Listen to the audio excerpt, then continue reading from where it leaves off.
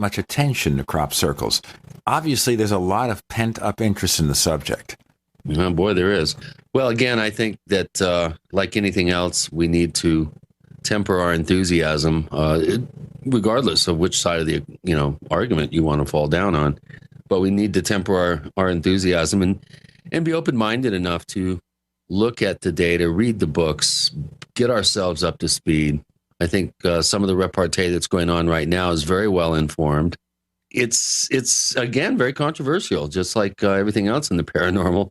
But this particular subject, I think, has really brought out quite a bit of interest here at the Paracast. So I'm looking forward to seeing where some of these lines of reasoning and arguments go, because it's been getting a little hot at times, and I think it's cooling off right now. But yeah, emotions are, I think people are emotionally involved in this subject, and it's not really that surprising that the thread is taking off to the degree that it has, I guess.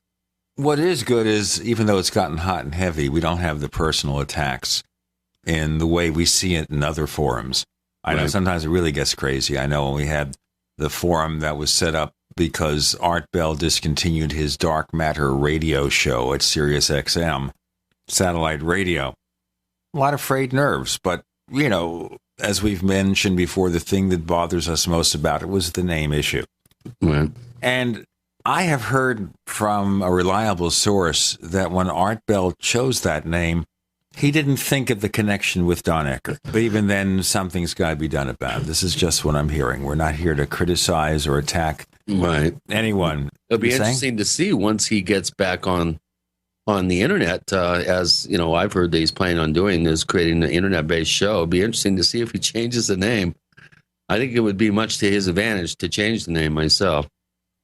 Let's just say that thought has been communicated to his people. Everyone who is big in this business, they have people. I don't have people. People want to find me. They know where I am. They want to find Chris. They know where he is. But some people, they have people. Yeah, my people do lunch with your people. They're having lunch together. They'll do lunch in a restaurant somewhere, a Subway restaurant, because we have a low budget. I just got a discount coupon in the mail for Subway restaurants, so therefore I think of them. But that's where it goes. The other interesting thread we have at forum.theparacast.com is the wackiest GCN commercials. Now, I understand, folks, that GCN has to make a buck. And, of course, they sell their services to the advertisers who are willing to pay. And it's really hard to get advertising these days. Let me tell you, having been trying to sell advertising myself, it's not easy. But what we have here in this thread is where people post what they think are the craziest products for sale. Now, actually, if you listen to radio commercials on all networks, the one underlying theme is that you have a problem that will be solved by them. Is the IRS after you? Do you need to cure yourself of some disease or prevent yourself from having some kind of problem where you go to the bathroom too often? There's a medicine for that. And the same thing is true with TV. It's not just, get this flashy new car. It's great. 0 down, sign and drive. Of course, you have to pay for the next 6 years, and about 3% of those who apply will qualify for sign and drive. But, the score. The point is here that advertising has to fill a need, and I think with radio you have a lot of trying to prevent disasters. So, for example, you want to avoid a financial meltdown. Invest in gold and silver. I won't comment on the pluses or minuses because I have no clue. But that's one way. Deal with disasters. If the world comes to an end, get survival seeds so you can plant new crops. Or you get, and we had them as an advertiser once, where they give you this collection of freeze-dried food and canned food. And you stick it in the closet, and in case the world ends or there's a natural disaster or something, you go to the closet and you have the food. You don't have to worry about being safe. It probably lasts for years that way, freeze-dried or canned. I think of freeze-dried, though, I think of the astronauts. Right. And, somebody once was selling astronaut food. and making a living from it. Would you like to eat the same crap the astronauts consume? Right. I could just say peanut butter and jelly in a tube. Right. Do you want peanut butter and jelly in a tube? Or a freeze-dried McDonald's hamburger or something? Well, I'll have to pass on that. You really would, huh? Yeah. Actually, it's funny. They sent me a package of this stuff, and they don't advertise anymore on the show, okay? So I'm just speaking. It tasted pretty decent. I felt if, we ever had a natural disaster here in Arizona. Yeah. The only astronaut food I've ever had, I remember as a kid, seeing the Tang commercials. Tang, the drink of the astronauts. So I had Tang. It was pretty good. I like the lemon Tang. I never liked Tang. It wasn't tangy enough. Okay. Speaking of tangy, we have a pretty tangy guest today. Oh, yeah. Richard Dolan, of course, he wrote with Bryce Zabel that book, AD After Disclosure, when the government finally reveals the truth about alien contact, kind of a speculative book. He's been doing the UFOs in the National Security State series. He has a new book coming out soon called UFOs for the 21st Century Mind. Well, of course, some listeners think my mind is stuck maybe in the 20th century, or is that the 19th century? So this book would be way ahead of anything I'd understand. Want to learn about that? And we'll have questions from our listeners, of course. Richard Dolan, coming up next. You're in the Paracast.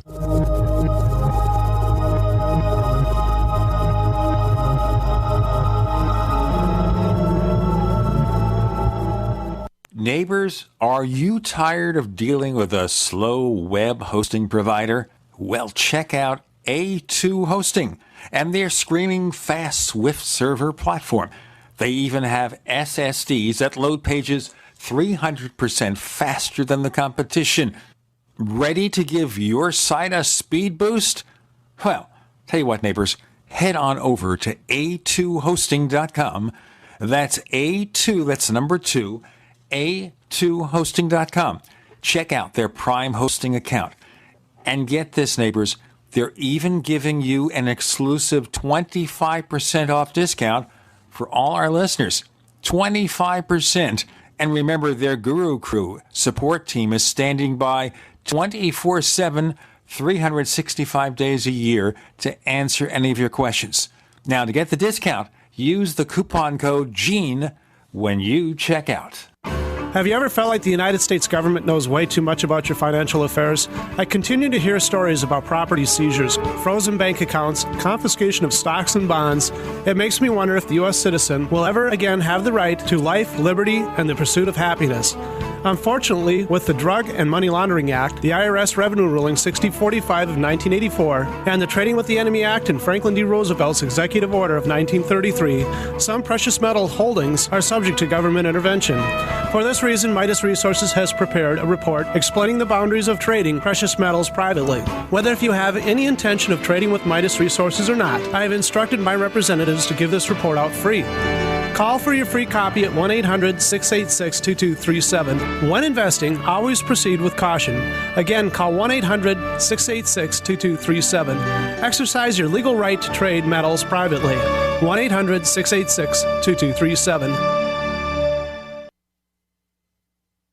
We all know that Berkey Water Purification Systems are the most trusted name in water filtration. As an authorized Berkey dealer for over 6 years and serving thousands of satisfied customers, the Berkey Guy offers amazing specials for Berkey Water Filtration Systems. The Berkey Light Systems include a set of self-sterilizing and recleanable black purification elements that purify water by removing chlorine, pathogenic bacteria, cysts, and parasites to non-detectable levels and remove harmful chemicals such as herbicides and pesticides. Order the Berkey Light System today, complete with 2 black Berkey elements for only $231, and the Berkey Guy will ship your order free of charge. With the purchase of a Berkey Light, the Berkey Guy is also offering a set of fluoride and arsenic filters for only $39.99. That's over 30% off the retail price. Call the Berkey Guy at 1-877-886-3653. That's 1-877-886-3653. Or order online at goberkey.com. That's goberkey.com today. These days, so many suffer from heartburn, stomach ulcers, and acid reflux, and most never realize it is the high acidity within the body that causes their discomfort. While selective diet choices can help, AlkaVision Plasma pH drops can really make a change. A few drops added to water can optimize your body's pH level, ridding you of harmful waste and acid, promoting health and restoring vibrance and energy. Healthy pH levels make all the difference. High acidity can also cause depression, insomnia, and irritability.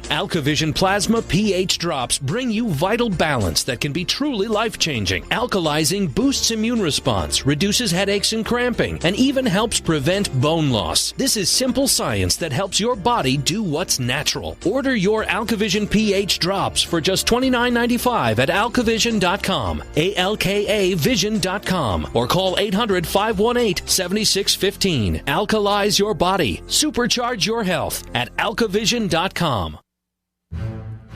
We'd like to hear from you. If you have a comment or question about the Paracast, send it to news@theparacast.com. That's news@theparacast.com. And don't forget to visit our famous Paracast community forums at forum.theparacast.com. I know you listeners really sometimes want to know what we talk about between segments of the show, and the thing is, we can't tell you. But we do have Richard Dolan rejoining us on the Paracast with Gene and Chris. Richard, welcome back. Thanks, Gene and Chris. Great to be here with both of you guys. You know, before we get started with your stuff, I was remarking to Chris that one of the most popular subjects in our forums these days is crop circles. Of course, we had Colin Andrews on recently, and last week we had Matthew Williams, who's one of the guys who does crop circles. Right. And what's your take on those things? Yeah, I think they're a fascinating phenomenon. And, since Colin Andrews made a statement, about, 10 years ago or so, that the large majority of crop circles that he looked into, he was convinced were man-made. He caught a lot of hell for that, as I recall. In fact, so much in Britain that he moved out. He's in the United States now. I think he had enough of the British crop circle culture, if I gather it right. No, I think crop circles remain, there are certain interesting things about them that I think are not entirely explainable as man-made creations. This is my own opinion. I had a nice conversation earlier this year with someone I consider to be the top American crop circle researcher, and that's Jeffrey Wilson. Jeff lives out in, I think he's in Ohio. He's the son, by the way, of Donald Wilson, who's deceased. But people may remember Donald Wilson as the guy who wrote the first book on the moon as a real anomalous thing. Jim Marrs took that thesis and kind of ran with it, an alien agenda. But anyway, Jeff's his son, a very sharp guy. He's probably close to 40 now. And the thing I like about Jeff, he's an engineer by training. I think he has a master's degree. And he's extremely methodical, very scientific, no BS about this man. So I was chatting with him, and he also agrees that he says the vast majority of these are man-made, but he is convinced that some of them are not. And in fact, he maintains that a larger percentage of the American circles are not man-made. And I said, well, what's your reasoning on this? And his answer is simply that it comes down to anomalies in the biology of some of the stalks that have been analyzed. And when I press him further as to, what's behind those anomalous creations, he will not go to the ET direction. He refuses to do that. He refuses even to speculate privately on that. So I said, well, what are you talking about? Some kind of Earth vortex, Earth geomagnetism? And I think that's sometimes his opinion. But he maintains that there's a mystery to it. I certainly respect his analysis. I watched a couple of his lectures. It just blew my mind. I think it's very easy for us to go to the route that they're all man-made when you have a few people very publicly, out there and making these claims, and no one wants to be taken for a rube. The worst thing in the world for anyone is to be seen as being dumb and gullible. So I think there's almost like a lemming effect in the field where, someone puts out a supposed answer that's very prosaic, and then everyone runs away from that topic saying, oh yeah, okay, well, that's all explained. And I'm not really convinced that that's the case. There are a number of these that at least remain interesting to me. So I still think that there's a mystery involved there. Yeah, I couldn't agree more, Rich. And I think that there's also a nice kind of a correlation between what you just said and the unexplained livestock death phenomenon. Oh, yeah. When Kenneth Rommel came out in June of 1980 and claimed that this was all just hogwash, you had the stampede of lemmings. And then 3 years later, when Kagan and Summers came out with the book Mute Evidence, again, you had a stampeding away from the mystery of the phenomena. Yeah, everyone said, "Oh, well, that's definitive. End of story. Nothing to see here." Yeah. And since then, everybody's, anybody that even had a casual interest back then, it's like, oh, they explained that years ago. And it's like, I don't think so. The easiest thing I don't want to say easy, but the most common things you see with very, very skeptical arguments in any of these mysteries we're talking about, whether it's UFOs, circles, mutilations, is, look, I mean, we could sit down and cherry pick our way through cases that are really explainable, even interesting cases that turn out to be explainable. And then what you find is this inference. Well, if this one's explainable and that one's explainable and this tough one is explainable, then therefore, what are we talking about? They all must be explainable. And that's where I think the logic fails. Totally agree with that. So there are some formations, even, going back particularly to like the late 80s, early 90s, where at least some of the ones in Britain, where they do spring up, they apparently spring up very rapidly, a couple of them in broad daylight, just enormous. It boggles my mind where in 1990, 91, 92, 93, that with the people not having GPS, they are going to make a circle that is of the intricacy and grandeur. It would be like a team of Leonardo da Vinci's are running around the fields and no one catches them. They're making these amazing formations. They don't get caught really almost ever. I don't know. That's rather impressive. I just don't see all of these as being man-made. Yeah, I think a lot more work has to be done. And I think some of the circle makers, too, have to bolster and back up their claims that they are responsible for many, if not most, of these formations. So they have their argument. I mean, the argument said, well, they don't want to get caught. They don't want to pay fines. What they're doing technically is illegal. And so there's that reason for being covert about it. But nonetheless, I just think there's too many. But in Jeff Wilson's opinion, his argument, what he said to me, I'm trying to remember exactly, something like he feels 95% of the UK formations are man-made, but about only a third to half, maybe a little more than half might be man-made in America. He says at least 1/3 are not man-made. Wow. And again, I mean, I don't have his data to work with, but I can tell you the guy's impressive, and he's not someone who I think is prone to, over grand statements. He seems to be pretty methodical about what he does. So I think that there's something there. Well, it might be something we have to explore still further. But do you think, and we have to break in about a minute, so let me ask you a fast question before we move on. Do you think any of these crop circles at all has any solid UFO background? Maybe, yeah. I mean, I think some probably do. There was that big controversy 20 years ago about the so-called video of this object zipping around a field, creating a circle, and someone said it was fake. And then more recently, again, this is off the top of my head, but I seem to recall a counter argument more recently saying, no, that video is not necessarily fake. But even beyond that, you get a lot of bizarre, almost high strangeness associated with the circles, just like you get high strangeness associated with a number of UFO reports. So I certainly would not rule this out. Oh, a lot more to go, and we'll have a lot more on crop circles, but not on this episode. We're going to move on. We got Richard Dolan. He's done a number of fascinating books, so many fascinating topics to talk about. We also have questions from Paracast listeners at forum.theparacast.com. But with Gene and Chris, you're in the Paracast.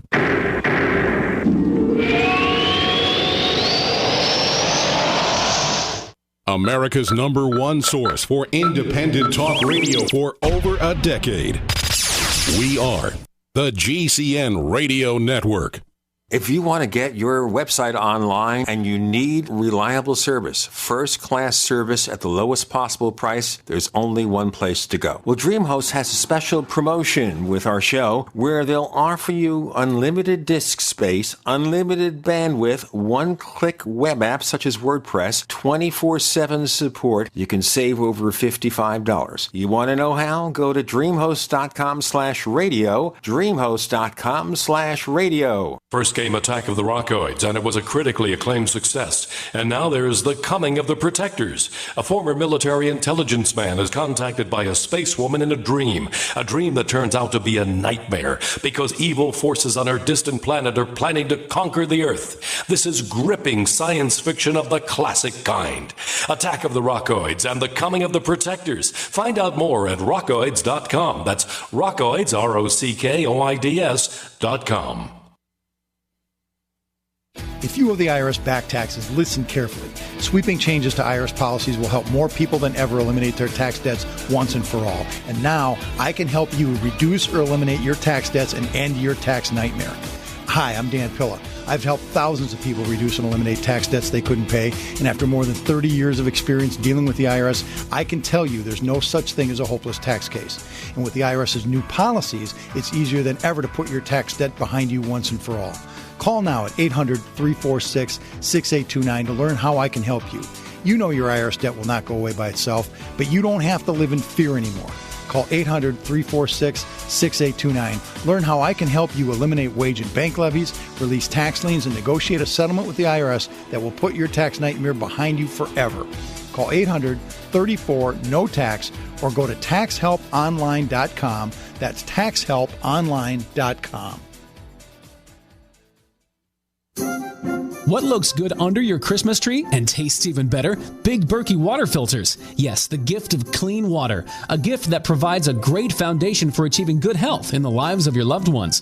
A Big Berkey water filter gives them protection from bacteria, heavy metals, chlorine, fluoride, pesticides and herbicides, VOCs, and more. And best of all, a Big Berkey water filter is a gift that lasts for many years with no additional investment. And that saves time and money in filter replacements that other water filters require and are even powerful enough to purify treated, untreated, or even stagnant pond water. As always, all orders over $50 are shipped free, and GCN listeners get 5% off all ceramic filter systems. Order online at BigBerkeyWaterFilters.com, spelled Big, B-E-R-K-E-Y, waterfilters.com, or call 877-99-BERKEY. That's 877-99-BERKEY.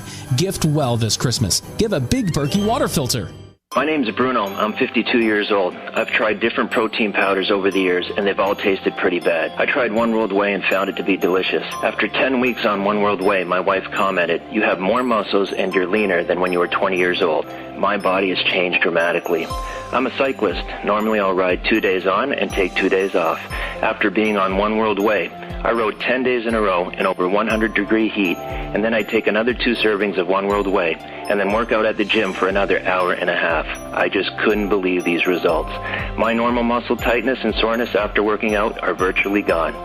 Don't take my word for it. One World Whey comes in single servings. Just give it a try. For a health and taste sensation you'll love, call 888-988-3325. That's 888-988-3325. That's 888-988-3325. Or visit oneworldwhey.com. That's oneworld.com. This is Leslie Kane, and I'm with the Coalition for Freedom of Information, and you are listening to the Paracast. With Gene and Chris, we have Richard Dolan joining us this week. And it's been a little while since he's been on the Paracast, so I wanted to bring people up to date, especially because we have a lot of new listeners. Some new stations have added the Paracast and don't know about Richard Dolan. He tends to focus, or he has focused in the past, on the historical aspects of UFOs in relationship to the so-called national security state. Richard, what attracted you to go look into that area? And how has it become more relevant now that we know the NSA is really snooping on us? Yeah, well, UFOs are one of these topics where once you dive in, you find that it really is a reality shatterer in almost any way you look at it, whether it's the science, which and in every way is a real challenge for us to understand. But it's always been the politics that has driven me, even as a very young person, long before I was interested in UFOs. I've always been interested in politics. And that's really how I got into this field. And it's still my most engaging focus, although not solely.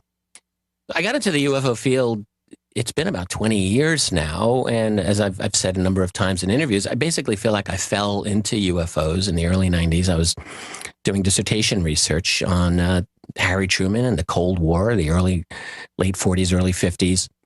Nothing with UFOs, but I stumbled into the topic. And in fact, one of the real triggers was seeing a copy of Timothy Good's Above Top Secret sitting on a display in a bookstore. And it was the subtitle of that book that has always intrigued me, which was The Worldwide UFO Cover-Up. And I thought, wow, for real? Let's take a look. As many listeners who may be familiar with Tim Good know, it's a fine book. He did his best to put together documentary evidence showing that this is a real thing and that real political, high-level national security people around the world have taken it seriously.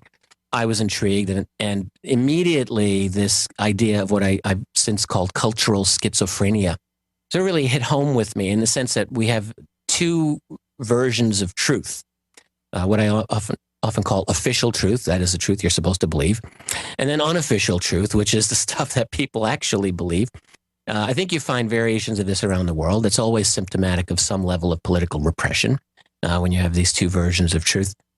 And I thought, in the official version of truth, UFOs are fairy tale stuff. They don't exist. It's not for serious minds.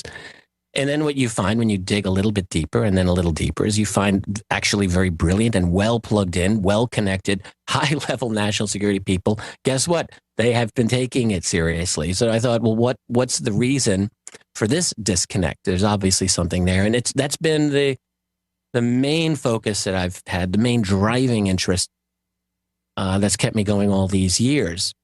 And I think it's more relevant now than ever. I think it's impossible or at least very superficial for someone to study UFOs independently of the politics. You can do it. You can spend your whole life focusing on whether it's abductions or whether it's on analyzing sightings and studying propulsion. But to me, without looking at the politics, we're really missing a huge part of what makes this topic so important.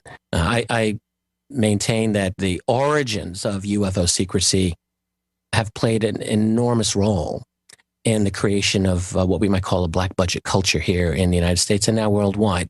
That, in other words, it was essential from the 1940s onward for this topic to become absolutely, positively below the surface, secret from the public. And that was one of, I think, several, but a key creation of the kind of black budget security structure that's now really has taken over what used to be the American Republic. Like an alien creature coming out of the corpse of a dead body, and that is the national security state. And much of that has to do with UFO secrecy. All right, so you're positing here possibly another government, a secret government that maybe is not answerable to anyone. Is that equivalent to what Donald Rumsfeld was talking about back before 2001, 9/11, about trillions of dollars vanishing? Sort of. Rumsfeld's statement just prior to 9/11, he made a couple of these statements, actually, one in July before Congress and then one on September 10th, more publicly, about 2.6 and then $2.3 trillion that was unaccounted for, unaccounted for transactions, I think he said. We have to remember when he made that statement, this is in 2001, the Bush administration was brand new. So for Rumsfeld, basically that was an implicit criticism of the Clinton administration, essentially saying he'd inherited this mess in the Pentagon.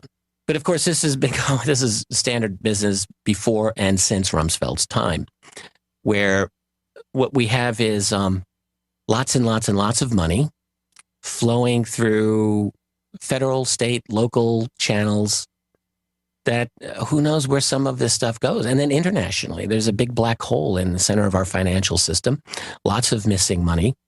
Oh, by the way, just as an addendum to that statement, in the aftermath of that, and then after 9/11, there was a branch in the U.S. government that was supposedly charged with analyzing that money. Where did it go?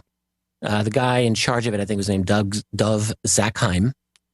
And he's one of the top neocon players, and these people never seem to go away. And supposedly what he said, you could find this, I think, on his wiki page, that they resolved the transactions, if you want to believe that, and got the number eventually down to 0. And if you want to believe that, I could try to sell you some real estate in various places around the world. And I understand that bridge in Brooklyn is for sale at a special price. Okay, so the key is if they resolve the transactions, what was the end result?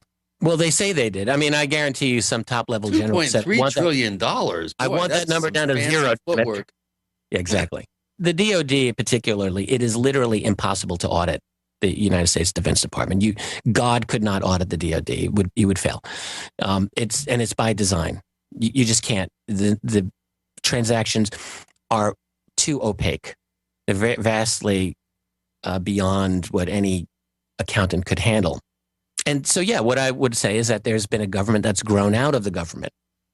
And one thing that we have to do in our political kind of education is to get a handle of exactly what kind of system we have. We all grow up with this idea that America is a democratic type of republic. We elect our officials. We don't like them. We throw the bums out and all of that. But that's really not our system. That's not what we have. And this is relevant for the UFO phenomenon, because think about it. Go back through UFO history. Go back to the 1950s and 60s, when the leading civilian organization for UFOs, which is called NICAP, back in those days, what was their big issue? They tried to get open congressional hearings on UFOs on the assumption that, logical assumption really, that Congress is the appropriate voice of the American people, and that it's through Congress that we want to get forward motion and resolve any kind of secrecy issues. And of course, that never they never succeeded in that. There was hearings. I think Gerald Ford was partly responsible for the hearings that resulted in the Condon Committee, which ended up being essentially a whitewash, and that kind of killed NICAP. Yeah, well, there was their hearing in 1966 for one day called the O'Brien hearings. That was pretty inconsequential. And then you had hearings in 1968, and then you had the so-called Condon Committee report. These were all whitewashes by and large. But what's happened is that even during that time, and certainly since that time, we've developed a different kind of a system. And it's hard to put your finger on it because it's international. It's not really the old-fashioned American republic. I mean, we're in a completely integrated world. And when we talk about the president, I think people implicitly realize that presidents aren't elected so much as selected. And so who's doing the selecting? And, we're getting into financial entities that are global. They're not national. And look, if you've got billions and billions and even trillions of dollars to play with, you're not going to let something as important as the U.S. government go to some random vote of the people. You're going to control that entity. You're going to control its military. You'd be an idiot. Well, and we have to think, what kind of power does a president even have anymore? Richard Dolan joins Gene and Chris. You're in the Paracast.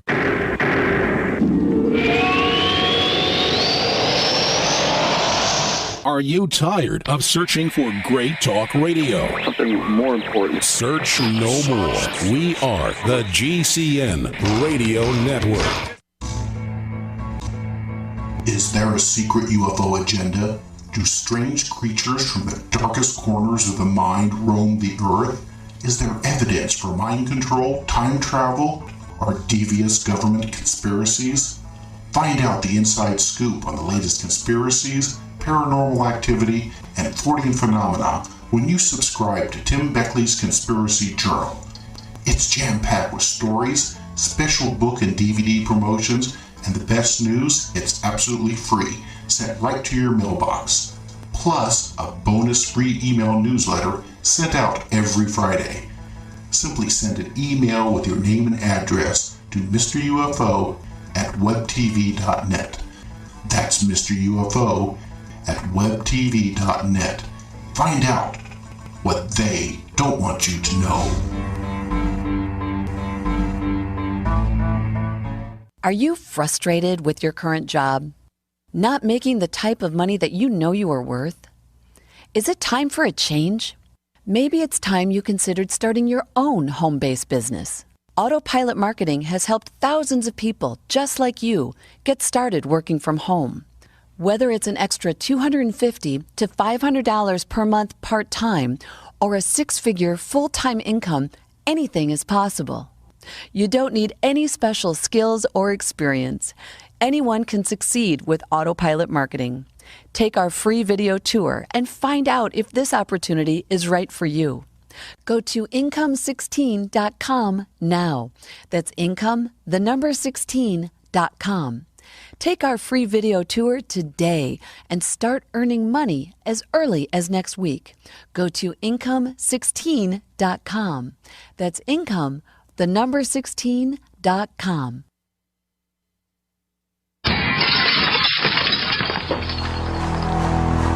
In the U.S., 1 in every 50 homes will have a break-in this year. Burglars call it smash and grab. Police call it robbery. We call it avoidable. We are Fake TV, a simple electronic device that can fool even professional burglars. Fake TV easily plugs into any outlet and simulates the changing colors of a television. To a burglar, it looks like someone must be home watching TV, so they'll likely move on to an easier target.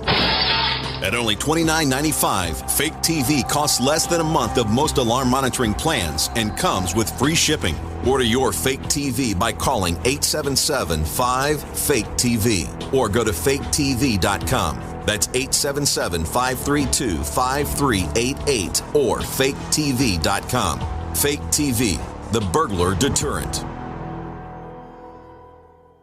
A little over a year ago, I began to do a lot of research into why, even if I had a pretty good-sized meal, that I was still starving. And my research led me to a well-known fact that most of the soils that we grow our crops on here in the United States and across the industrialized world are almost completely depleted of almost all of the key minerals and trace elements that our bodies need to rebuild themselves, fight off cancer, and be healthy. I then searched out the best vitamin and mineral company out there and discovered Youngevity. The Youngevity products are designed to give you the real nutrition you need, and once you've got that, you don't have to eat as much to be satisfied. I've lost 37 pounds in 2 months, simply getting the vitamins and minerals I need. Check it out for yourself. It's incredible. Go to InfoWarsTeam.com today and order your first canister of Beyond Tangy Tangerine Complete Multivitamin Mineral Complex Dietary Supplement. That's InfoWarsTeam.com.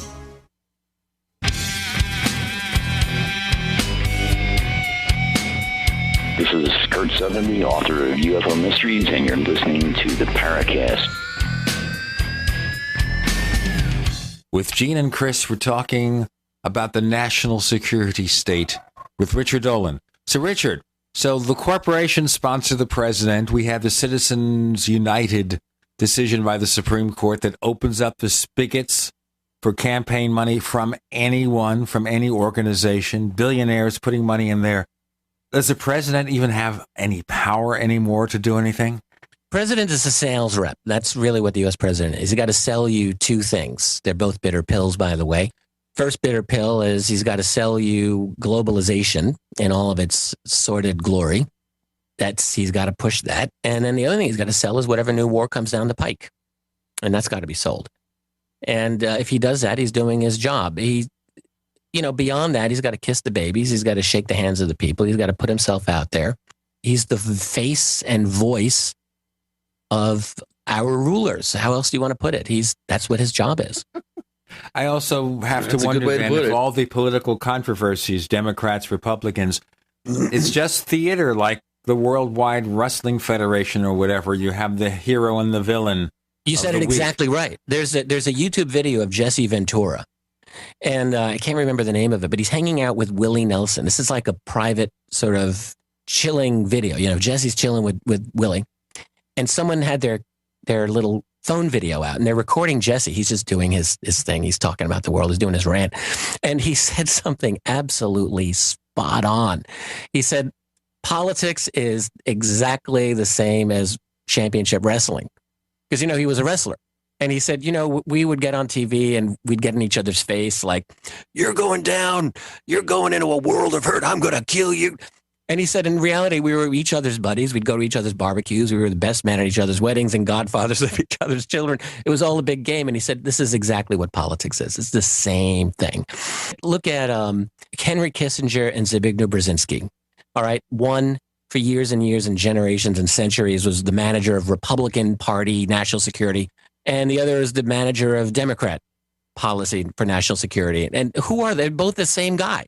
They're both proteges of David Rockefeller. They're both in the exact same little club. There's not one iota of difference in their national security direction. And yet each really has been the doyen, the godfather of each of those parties.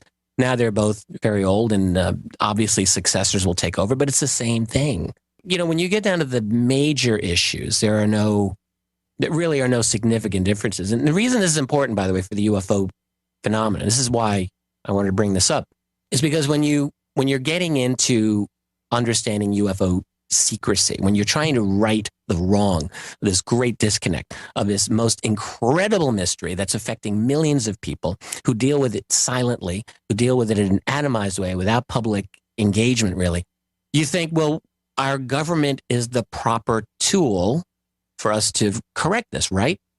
But that only works if you go on the predicate that our government is one that is responsive to people. It's a democratic government. What if you're in a fascist society and you've got this phenomenon? How do you deal with it then? I don't know how we really want to define fascism today as opposed to the 1930s, but whatever we have developed today in the United States, it's not freedom. It's not democracy. It's something very, very different. So it does matter what your political system is when you're dealing with this phenomenon, if you're going to try to make forward change and try to right that wrong of secrecy.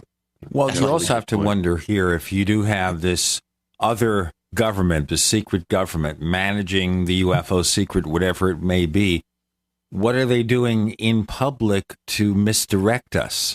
Maybe a lot of what we see in terms of UFOs, and that could include abductions, is misdirection, mind control, etc.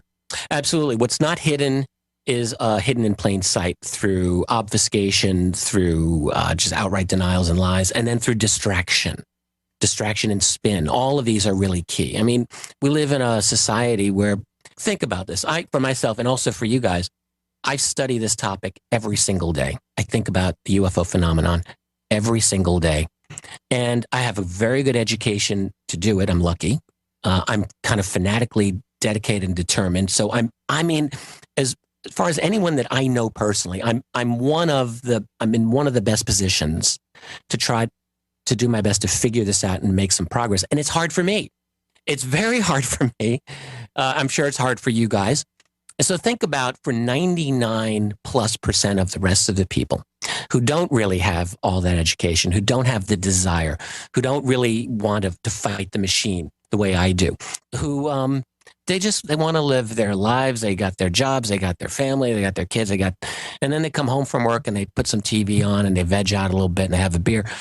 There's no opportunity, realistically, for most of these people ever to get past the fog of disinformation and distraction so that they can actually focus on this incredible topic. I think it's the most fascinating mystery of our time. How are they going to do it? Basically, the answer is they won't do it. Yeah. So you've got a very small number of people who have the resources and the time and the desire to do this. And what happens is a lot of people who get very heavily involved, maybe they only have average resources, so their job goes by the wayside, and they almost can literally starve to death. I mean, there are some famous people in the UFO field who died in poverty, and I think Richard Hall is one of them. Richard Hall, John Keel. Right. I myself, listen, I'll just tell you, I have struggled for the last 15 plus years. I've made a conscious sacrifice. I could have gone off and made good money and did some kind of corporate job, sell myself to Xerox or whatever.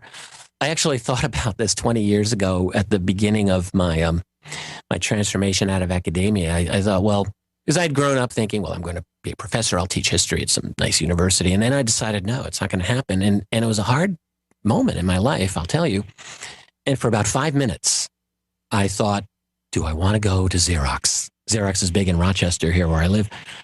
And then the thought was, I'd rather slit my wrists and jump off of the building. I couldn't do it. I literally am incapable of that kind of a life.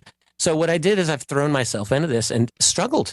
I won't lie to you. It's very hard. I'm trying to figure out a way now to make at least enough of a living so that I can do this full time and devote myself to it. And I got a couple of kids to support. I have a life here, and it's not easy, but I am throwing my life onto the altar of this topic, and that's just how it is. All right. Boy, so if we penetrate the government secrecy, the secret government, what do you think sits there? Is it just UFOs or spaceships? They know the secret. They're exploiting it, whatever. I think that there are intelligences. I've taken to calling them others. Are they extraterrestrial? I think that I see no reason why they cannot be extraterrestrial. I think that there's very good reason to consider that quite seriously, even now. And I think ET hypothesis sometimes goes out of favor, but not with me. I think that there's absolutely a reason why they can be from another planet. There may be more interesting and scientifically out there solutions to this. But look, I think when you go through the long history of leaks and particularly of alleged, I think, probable crash retrievals, I happen to think that some of these are legit, then that tells me that someone has got some hardware that did not originate from this civilization.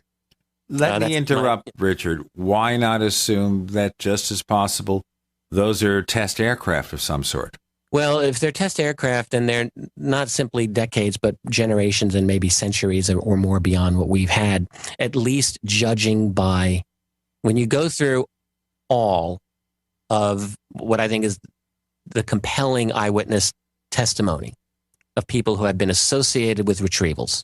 You come again and again and again to stories of non-human bodies that have been associated with those retrievals. So for my money, I think that that's a key part of this. And the only other thing that I will just say is on a very quiet, private basis, and I've mentioned this a few times, and it's so frustrating to me that I can't mention every single name that I've talked with. But one of them is Edgar Mitchell, Apollo 14 astronaut, and I've spoken with Edgar Mitchell privately about this, and he used to speak publicly about this. He doesn't anymore. About his conversations, he told me, with two ultra high level national security people. And look, when you're a moonwalking astronaut who's not going to want to be your buddy, so he can basically talk to pretty much anyone, who told him explicitly, he said, of deeply secret clandestine compartmented programs that are charged with holding and studying alien technology and bodies. And that doesn't mean simply because Edgar Mitchell says it that it's gospel, but look, he was in his right mind. He hadn't lost it. I believe him. I think it's true. And I've had similar conversations with a handful of other well-placed individuals that have given me reason to think this is true. So if you've got exotic technology not from here, if you've got bodies that are clearly not human, then what are we dealing with? We're dealing with something that's not us, that's from some other place or some other dimension or whatever. We're continuing this week on the show with Richard Dolan joining Gene and Chris. You're in the Paracast.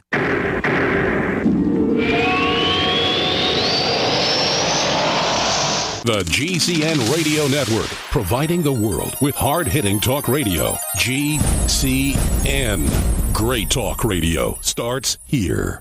Hi, this is Ted Anderson. If you'd like to listen to GCN programs on the go, I have great news. GCN has created a Droid and iPhone application, and it's free. Just as easy as going to GCNlive.com, click on the banner, and download. Before you know it, you'll be listening to your favorite hard-hitting GCN shows, live or on demand, right on your Droid or iPhone, 24/7 and on the go. So download the Droid and iPhone app free by clicking on the banner at GCNlive.com. Thanks again for listening to GCNlive.com. Again, that's GCNlive.com. Hi, this is Ted Anderson. Have you ever wondered why banks, stockbrokers, investment advisors won't talk about gold IRAs? They've been available since 1986, yet the financial industry won't recognize the value of gold for your retirement. Gold has outperformed paper investments, yet no word about IRAs. If you would like to have gold for your retirement, call 800-686-2237. Don't get left behind by rising inflation and low returns. Call 800-686-2237. Secure your future and call 1-800-686-2237.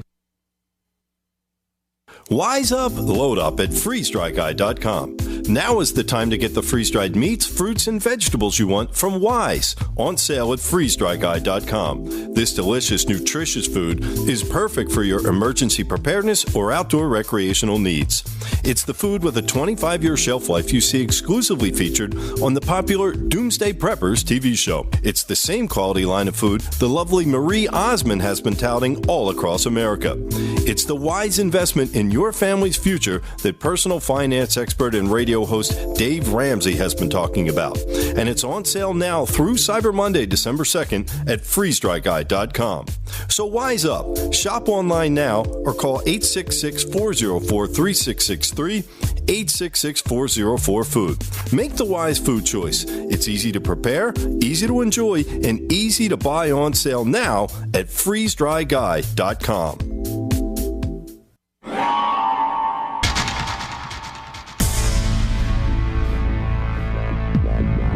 Welcome back to the Paracast, the gold standard of paranormal radio. And now, here's Gene Steinberg.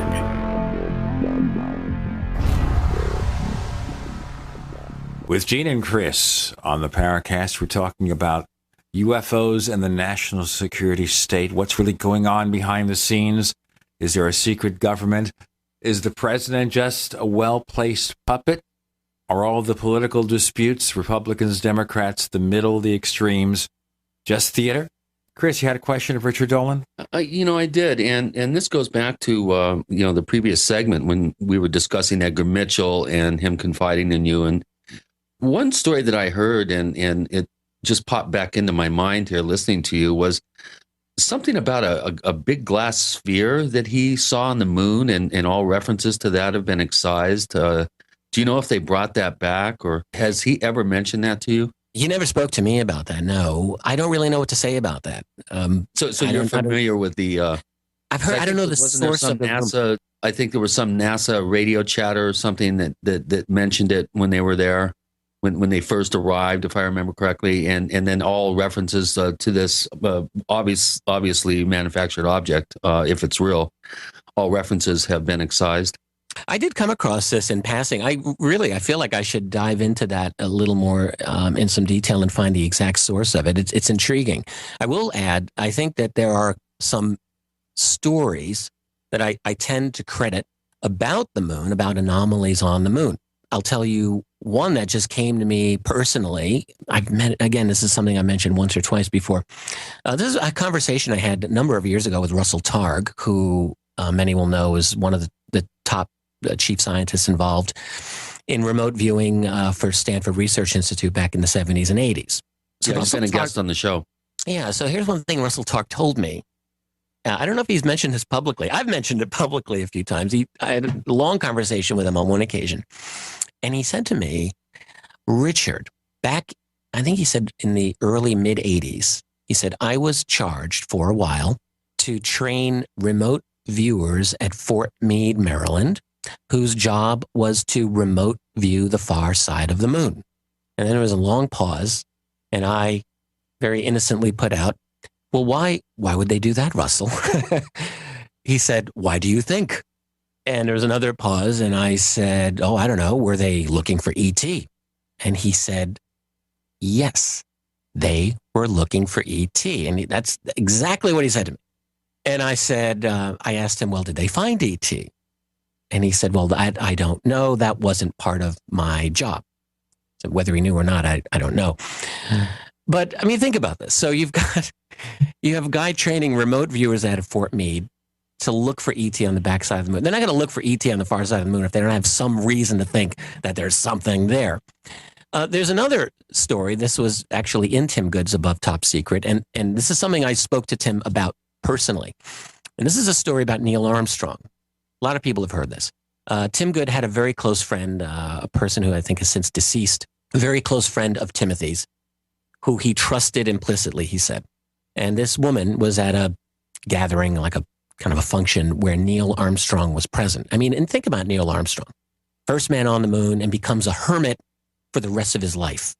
Most famous man in the world when he does what he does. And then he comes back and goodbye, Neil Armstrong. It's like Well, not quite. The first thing he did was he went down to South America and went spelunking looking for a Taos gold, I think. Well, okay. And after that, nothing. After Neil that, Armstrong he disappeared. goes away. But she was at a function where he was and eavesdropped. So she's standing like 10 feet away, apparently.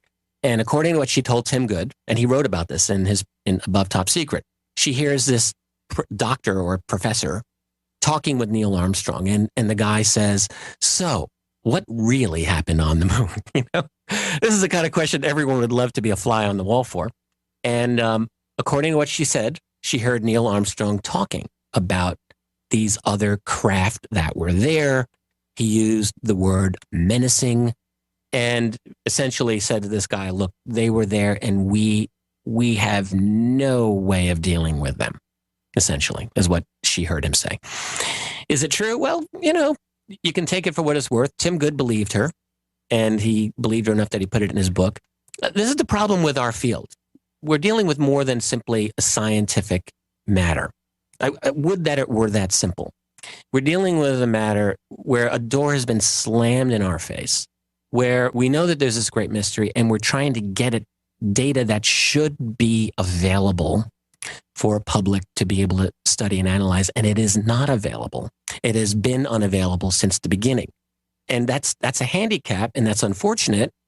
And it's easy for skeptics and people who oppose us to say, well, you're putting out information it's not testable, it's not provable, it's therefore not scientific. Yeah, that's true, but that doesn't change the situation. It doesn't change the fact that we are being stopped in our tracks. It doesn't change the situation that we're dealing with a kind of a government that is not open, where information does not just flow freely the way that we would like to believe it does. So we have to scurry around and pick up these stories where we can, and some of them are spurious and some are not spurious, and it just makes the whole damn thing difficult. It's like putting together a big jigsaw puzzle of 5,000 pieces. Half the pieces have been taken out, fake pieces have been put in, and you got people yelling over your shoulder saying you're doing it wrong while you're trying to put it together. That's what we do. Right, and it's monochromatic. It's just one color. Yeah, right. Well, the hardest thing here is how do you do anything about it? If you have an entrenched government system that runs everything behind the scenes, and everything you see in public is just for show. If the real stuff is going on behind the scenes, it would almost require a revolution to stop it, wouldn't it? Absolutely. That's my conclusion. I've felt this way for years. And I think that something like that is happening. We're in the most dramatically transformative period that anyone can conceive of throughout any of human history. And that's saying a lot. We're developing a global system, on the one hand, that is basically foreshadowing a global police state. But on the other hand, there are tools that ordinary people have gotten that we could not dream of even 20 years ago. So we have got this global communication system in place, but more than that, we're developing ways of ferreting out information that really were not feasible, like Edward Snowden and like WikiLeaks. In other words, the ability, and Chelsea Manning and all of these people who are pulling data, digital data, out of classified repositories where it's illegal for them to do so, but they don't care. That's not stopping them. And that's part of our world now. So I think what's happening is that increasingly we're going to see more of this. We're going to see more examples of basically a kind of a worldwide nonviolent guerrilla movement that is fighting on behalf of truth and even justice, let us say. And it's a battle. It's a war. And I don't think we're going to be in the same place in 20 years where we are now. We're going to have new technologies, new capabilities. There'll be new capabilities on the other side of the fence too. But I think we're in a very a situation of flux, one that's inherently unstable. And I would never rule out that this is hopeless. I mean, I would never say this is hopeless. I would never rule out that we have a real chance for a breakthrough. We haven't had it yet, but we may. All right. If we have some outside force responsible for UFOs, say they are aliens, say they are landing here, say we have guilty knowledge of them inside the dark corners of governments. Sure. Okay. Are we talking to them, or is there the danger, always danger, that they will decide to take matters into their own hands, stage a mass landing, and then it's all over? Yeah, I mean, both of those, why would they, either of those be impossible? Let's look at the first one, where they have communication with members of the human elite. Now, look, if I've wondered about this many times. So if like I were an alien, or if we were aliens and we came to Earth, so maybe we wouldn't be able just to walk around on the planet's surface and mingle. That probably wouldn't go over very well. After all, you get the whole pitchfork and torch phenomenon, people saying, let's kill the aliens. So we might not want to deal with that. That'd be a big hassle. But we would be interested in human society. We would be very interested in human society. Look, humans are transforming themselves so dramatically in this last century. Look where we've come from. Look where we are going. I'll tell you where we're going, but first we've got to do this break. Richard Dolan joins Gene and Chris. With Gene and Chris, you're in the Paracast.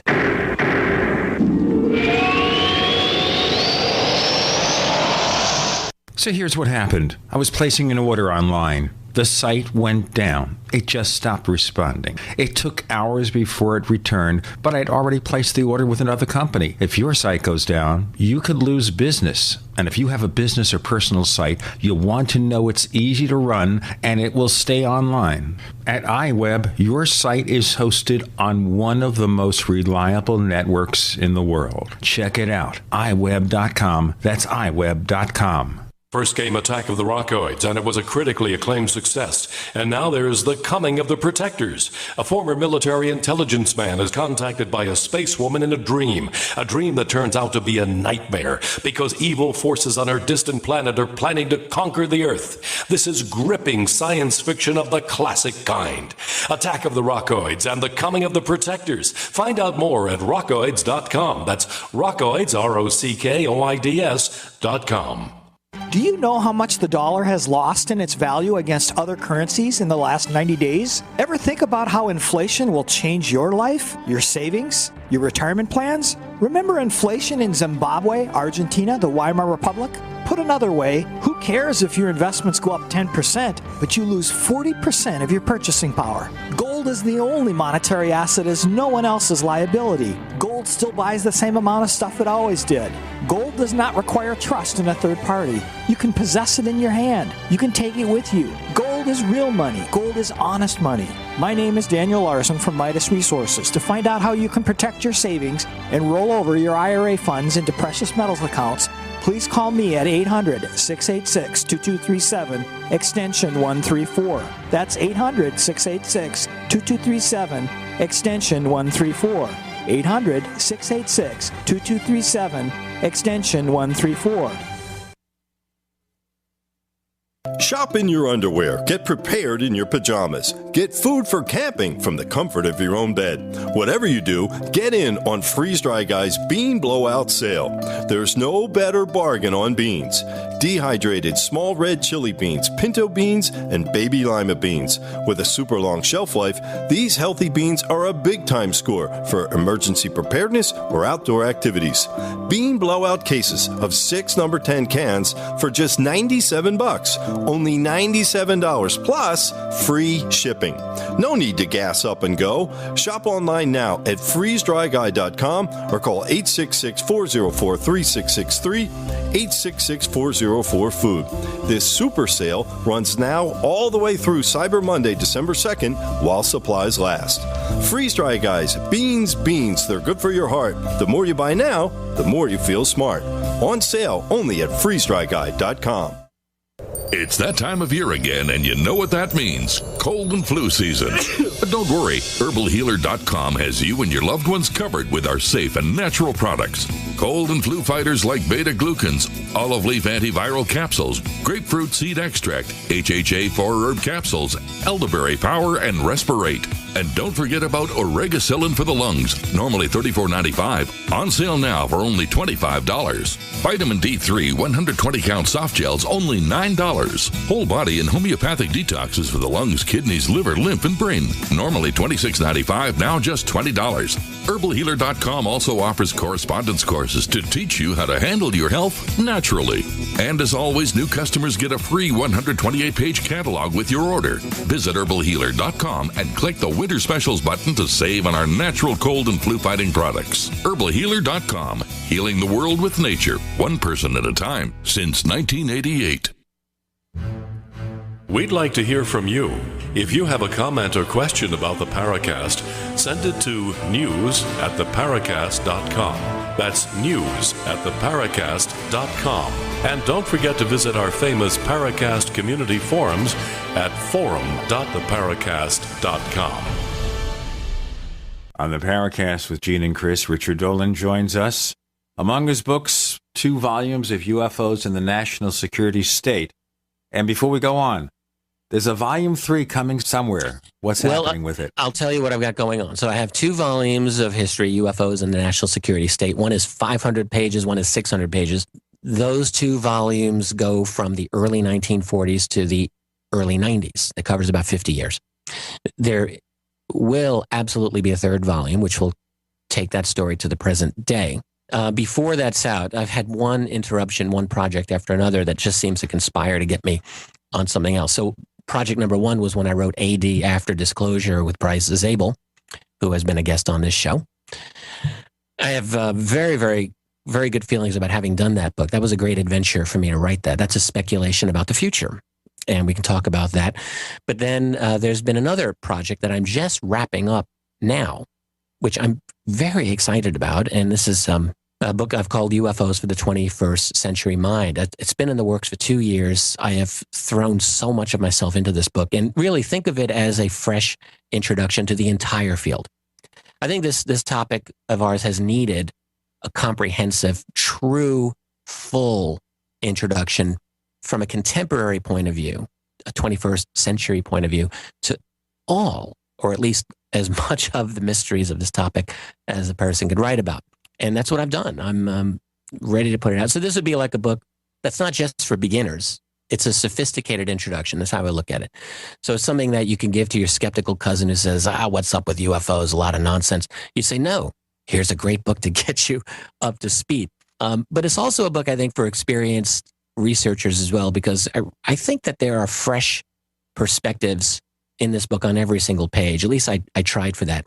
And it's an engaging read. And my attitude is if you're bored reading it, then you're a boring person. There's really no other way to get around it. I think it's a good read, and I'm excited about getting this book out. And I wanted it to be a short book, and it's clocking in at probably in the upper 300, close to 400 pages, but it's an engaging read. So that'll be out. Oh God, I'm just trying to get this out as quickly as I can. So these are the things that have been engaging me. I'm glad that I've done this project because it's really encouraged me to take a broader look at all of this topic, whether it's the history from ancient to today, and I have several chapters dealing with the history.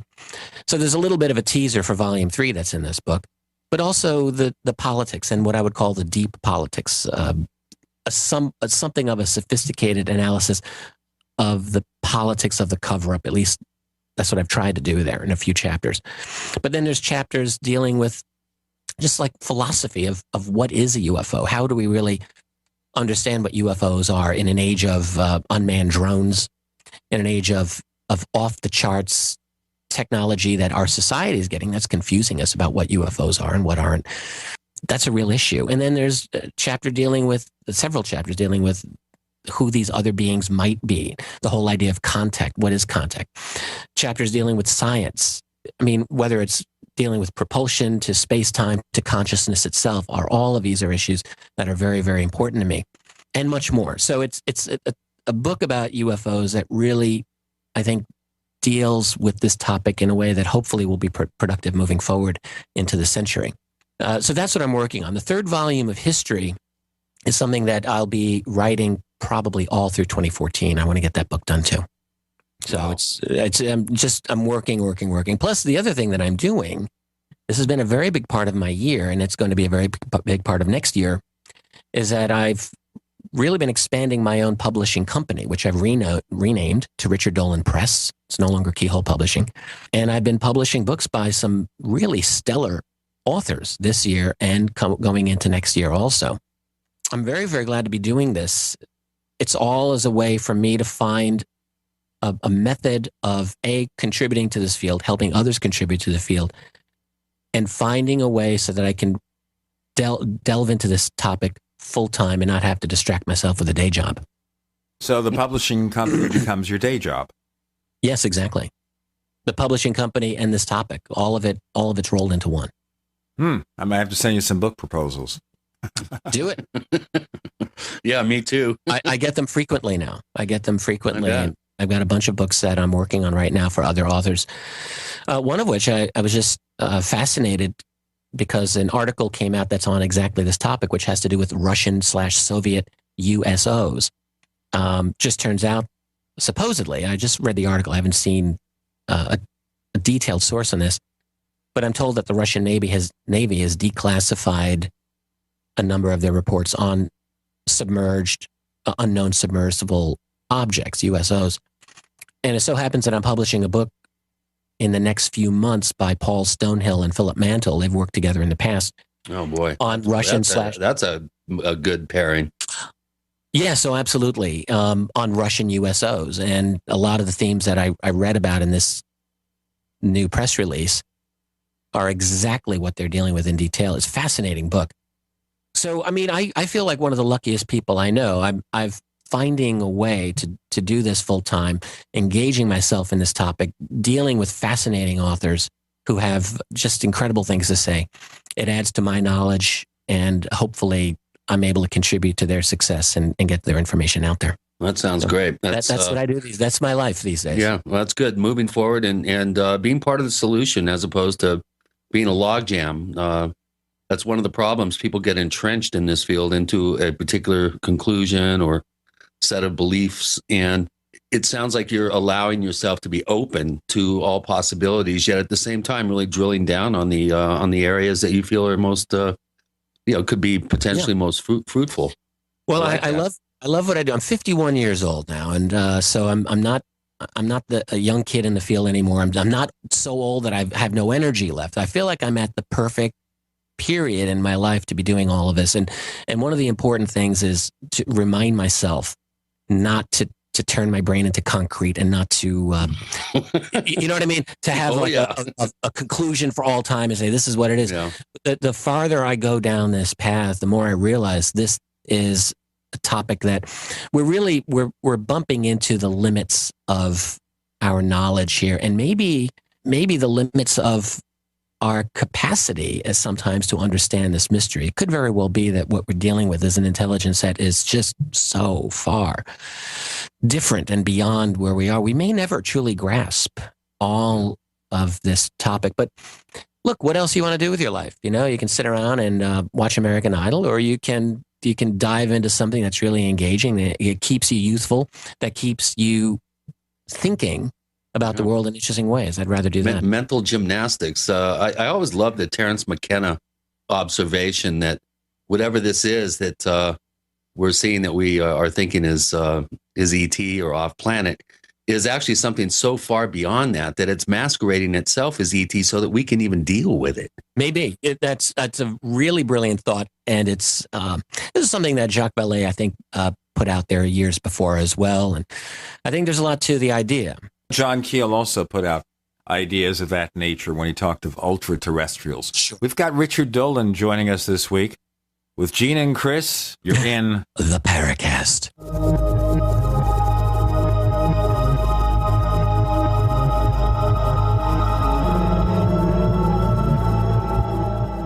America's #1 source for independent talk radio for over a decade. We are the GCN Radio Network.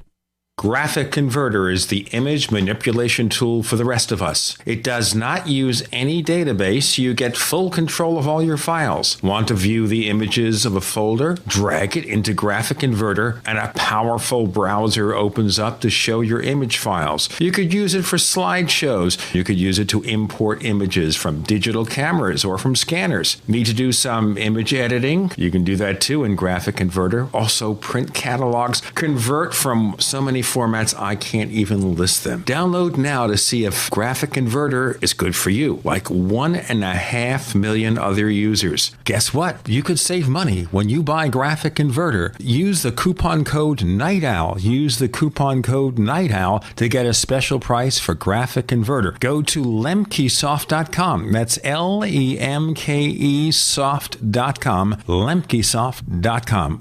LEMKE soft.com. An e-cig revolution is sweeping across the country. But is yours American-made? Vaporite e-liquid by LeSig is. Manufactured in Arkansas with 100% USA-sourced ingredients. And when you buy American, you support local jobs. Vaporite e-liquid by LeSig is top quality at an affordable price. The very principle that once drove the American economy. Get great taste with no ash, tar, or smoke. You'll be wondering why you didn't make the change to Vaporite e-liquid by LeSig a long time ago. LeSig.com has everything you need, for beginners to the advanced vaping enthusiast, with a wide variety of hardware, and also imported e-liquid flavors as well. Plus, LeSig smokes the competition with fast, free, same-day shipping, real people customer service, and a 30-day satisfaction guarantee. Support our country and become a Vaporite at LeSig.com. Or call 870-525-1440, 870-525-1440. LeSig e-cigarettes for today's modern smoker. To thank you for being a loyal listener, we have a limited time freebie offer for you. Claim your free heirloom tomato seeds, just pay shipping, right now at 123freeseeds.com. These aren't ordinary seeds. These are heirloom, non-genetically modified super seeds that are open-pollinated and can be grown, harvested, and replanted endlessly. These survival seeds are actually more valuable than gold in a crisis. Go to 123freeseeds.com and you can get an airtight storage packet of 150 super seeds free while supplies last to say thank you for being a loyal listener. First come, first served.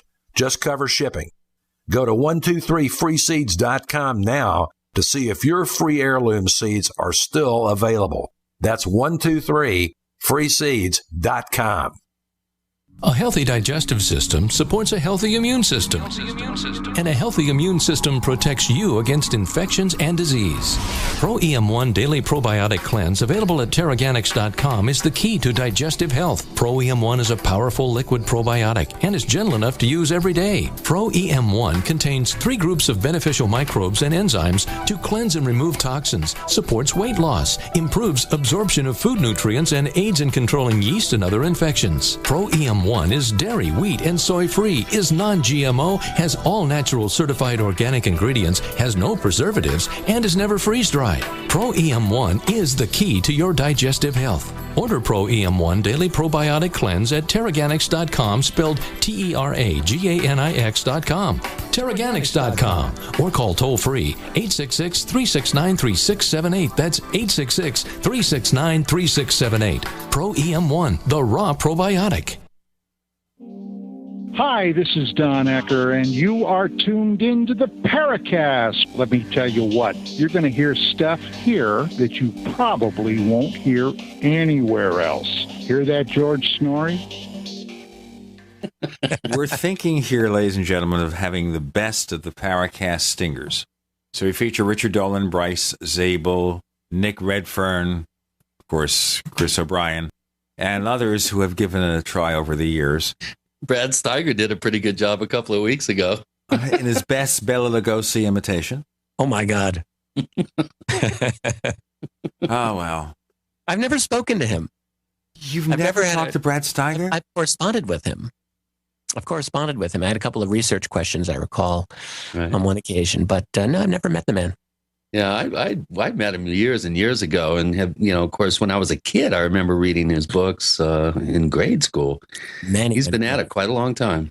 Yeah. I've known him for 100 years, so. Cool. But I haven't met him that often. I've talked to him on the phone occasionally. He was one of the first guests we had on the Paracast in 2006. And he helped us name the show, by the way. Oh, wow. We were going to call it, seriously, folks, this is a real story. We were going to call it Paracast World. And Brad said, why not the Paracast? And I said, why not? I thought you were going to call it Gene Steinberg's Wacky UFO Merry-Go-Round. That's what I thought your first name was. Well, I don't put my name in the products that I do. Maybe I should, but I don't. Maybe it's because, I want to be more respectful for the people who work with me. Richard Dolan. So, are we on the air now, or I don't even know? Well, sometimes we don't know either, but actually we are. And we need to kind of focus on something or other. But I think one of the big questions we get when we talk about the government having access to secret alien technology, that if they get a hold of these things, number one is, how do they reverse engineer anything? I mean, take today's iPhone 5S with the fingerprint sensor and everything. Take it back 100 years. Hand it to somebody and say, figure it out. Right. It would be impossible. Get everyone a cell phone to the greatest genius of the 19th century, and they would fail utterly at even, the beginnings of understanding how to do it. But what I think happens with reverse engineering, this is my theory. Let's say you give someone a cell phone 100 years ago. So, they can't reproduce it, obviously. But maybe they know that it is a phone. Maybe they know, maybe some information came to them telling them, this is a device that you can use to speak to other people wirelessly. So they may know some parameters. And really one of the key things about enabling scientific progress, it seems to me, is a simple thing. It's knowing that such and such a thing is even possible. If you know something's possible, then you know that's a direction we're going to go. So what I would suggest is that when you get exotic technology that's been retrieved, no, you can't reproduce it. It's too far beyond. And in fact, we have leaks exactly saying that precise thing. But what we end up doing is we try our own methods at attempting to go in that direction. And those themselves can lead to breakthroughs. But we first have to know what they're doing before we try to duplicate it. We know maybe that this craft flies in the air, so we want to see if we can do something like that. Yeah, but for example, when it comes to lesser inventions, we have to first use the technology and see it in action before we could say, now let's see what we could do. Right, but for example, go to Roswell or go to some other crash retrieval, or Kingman, which I think is potentially a very good one, or even Aztec, which I think has had a very good case made for it recently. Stop, Aztec.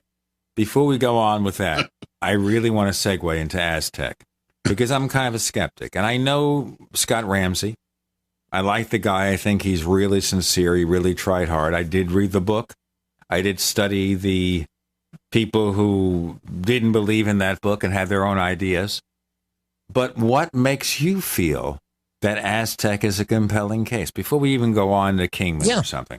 Well, I think that what he pointed out, I think very, very definitively, was that the primary attack on Aztec was made by a man who was beyond even having a grudge. It was a man who wanted in on the investigation, was absolutely riveted by it, and was locked out by Frank Scully, who wrote about it, and had a vendetta and did everything possible to destroy the case publicly and succeeded in that. So that's one thing. And when you go back to the circumstantial evidence, I certainly will grant you that it's not anywhere as prolific or strong as with some other crash retrieval cases that I think are very good. Nonetheless, there's enough there that I think it's way premature just to go back to this tired old debunking of the early 1950s that said, oh, it was all a hoax, and that the guys involved were con men. Nothing of the sort. Nothing of the sort. I think Ramsey makes this a very, very persuasive case.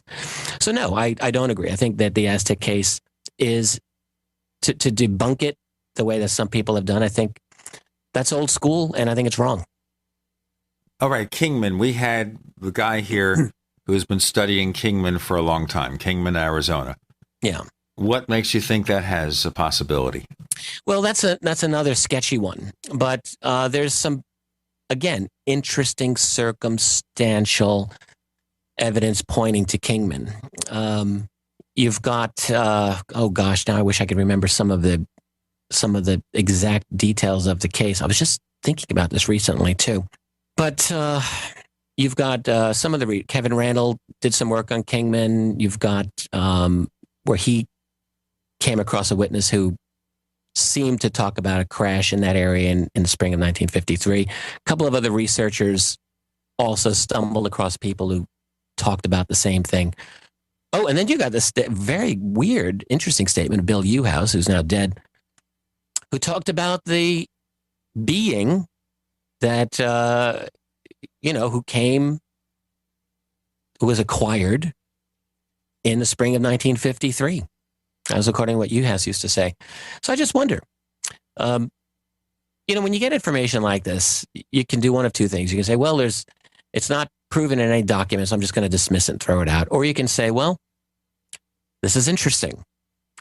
And when you get enough of these from disparate sources, at least for myself, I think, it could be true. The thing that's really convinced me about crash retrievals, to be honest with you, is probably the work of Leonard Stringfield. Back in the late 70s, early 80s, through the early 90s, actually, Stringfield collected story after story after story, dozens, scores, from individuals who very quietly would come up to him with fascinating stories, either that they personally had or that their deceased husband had told them about, or what have you, about being in a room with dead aliens at Wright Pat, or being at a crash retrieval at this place or at that place, or in one of Stringfield's cases, a doctor in New York City who had told him in some detail about having on one occasion done an autopsy on an alien being. And what Stringfield did is he simply collected them to the best of his ability. He tried to vet his sources, and some were vetted better than others, but he had a lot of them, and he became a kind of magnet for them. And I think when you look at the sum total of what he gathered, it's quite compelling. Whatever happened to all his files, I wonder? I don't know. He died in 1994.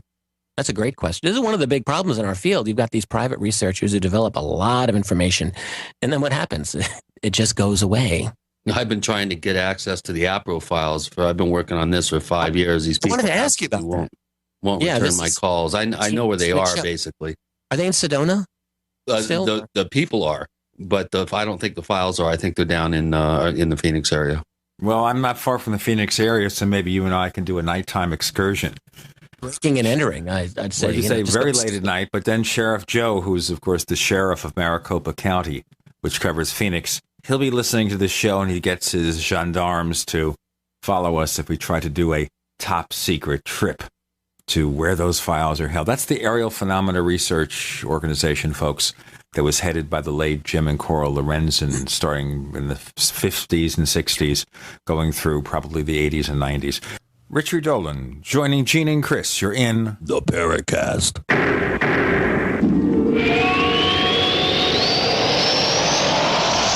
Are you tired of searching for great talk radio? Something more important. Search no more.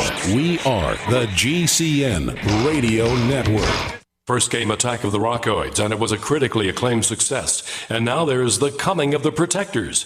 A former military intelligence man is contacted by a space woman in a dream that turns out to be a nightmare, because evil forces on her distant planet are planning to conquer the Earth. This is gripping science fiction of the classic kind. Attack of the Rockoids and The Coming of the Protectors. Find out more at rockoids.com. That's Rockoids, ROCKOIDS.com.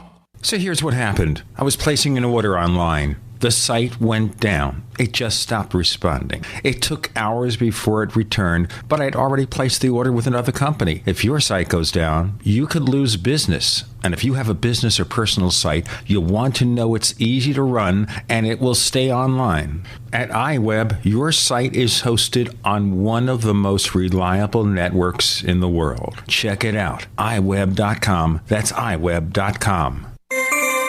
This alert just came in. This special announcement is for business owners and leaders of organizations who've been waiting for the right time to build.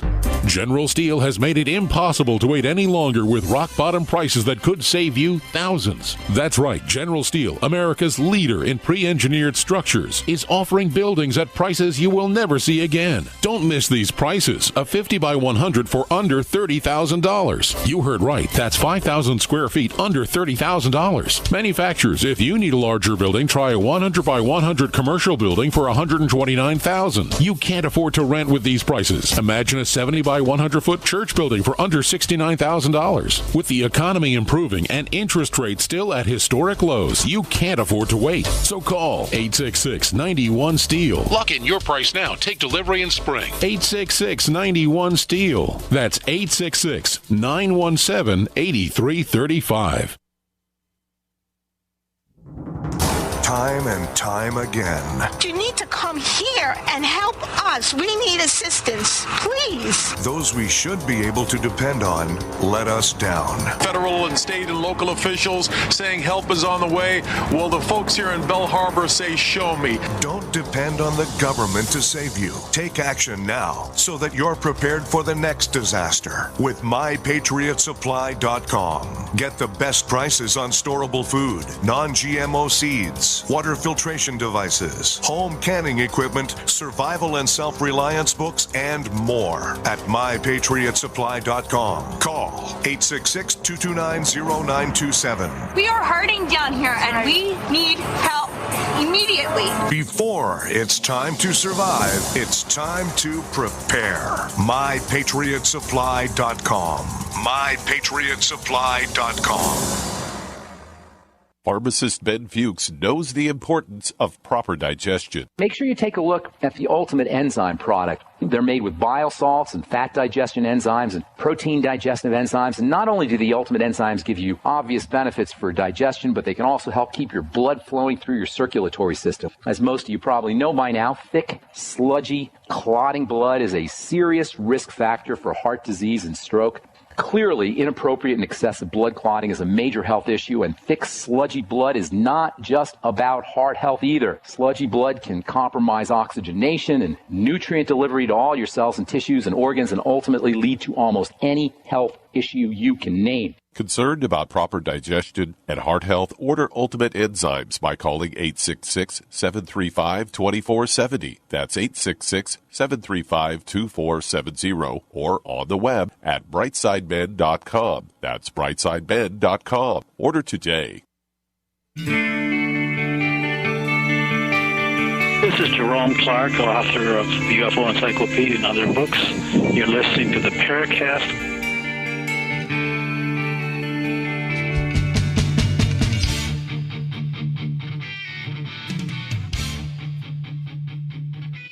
With Gene and Chris in the Paracast, no, we're not planning on locating the APRO files. Not doing a heist? No heists.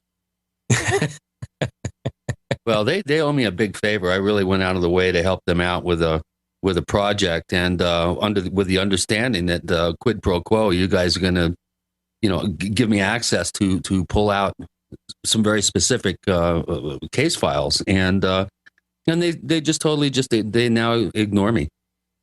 I should go camp on their doorstep and say, I'm not going to leave until you make good on your promise. I'm sorry, I found Tina Choate. I was looking for her. She was really the main person who stole those files. And for anyone who has no idea what we're talking about, APRO had an enormous number of valuable firsthand UFO-related files that they collected for over 30 years. 15 file cabinets. Yeah, it's huge. And when the Lorenzens died in the mid-'80s, this woman named Tina Choate and her pal Brian Myers, I believe, strolled into town after they had hoodwinked J. Allen Hynek to come to Arizona with them under very false pretenses. And they go to APRO. I talked to Bob Dean about this. Bob Dean was on the APRO board at the time, and he said it was the most shameful thing in my entire life where I was part of the board that gave away those files to these people, and he hates them to this day. But really, they had this pretense that they were starting a new UFO organization. They were going to make the files open to the public. They were going to, they were going full guns on this. And then they got the files for nothing and then proceeded just to lock them up and And no one's and been able since then, they've been busted for fraud and other questionable activities that do not shed a good light on their character. And every couple of months, I call them up and say, "Hey, remember me? I'm going to keep bugging you until you get in touch with me." The real song and dance, Yeah.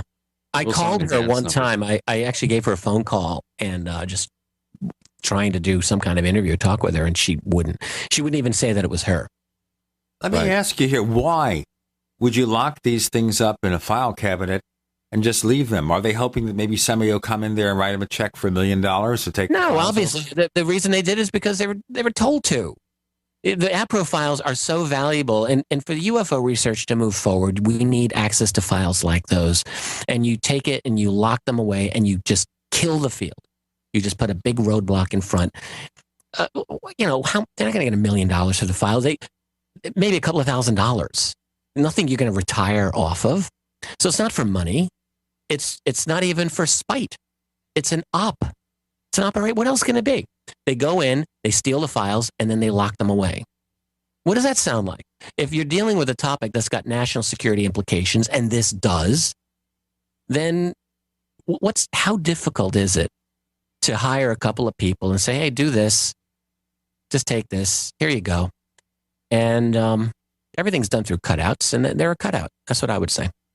And of course, it's not that you can sue them because you have no standing. Correct. They got the files legally. Yeah, well, yeah, possession is 9/10 of the law, and they were awarded those files under like you said, questionable circumstances, but they were given the files by the board. Absolutely. They could be flooded, they could be destroyed. Who knows? I have no idea. So we only hope they might be somewhere.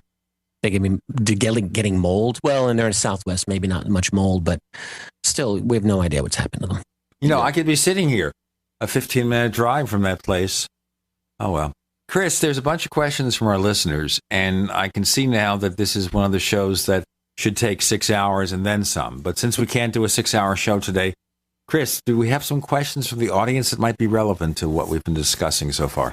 Yeah, we do actually, Gene. And of course, Richard, you do tend to bring out very, very interesting questions from our listeners and posters at forum.theparacast.com. Blowfish, one of our very active members, has an interesting question here. I think it's a good one to start with. It's a topic that we haven't covered, but we've kind of hinted around at it.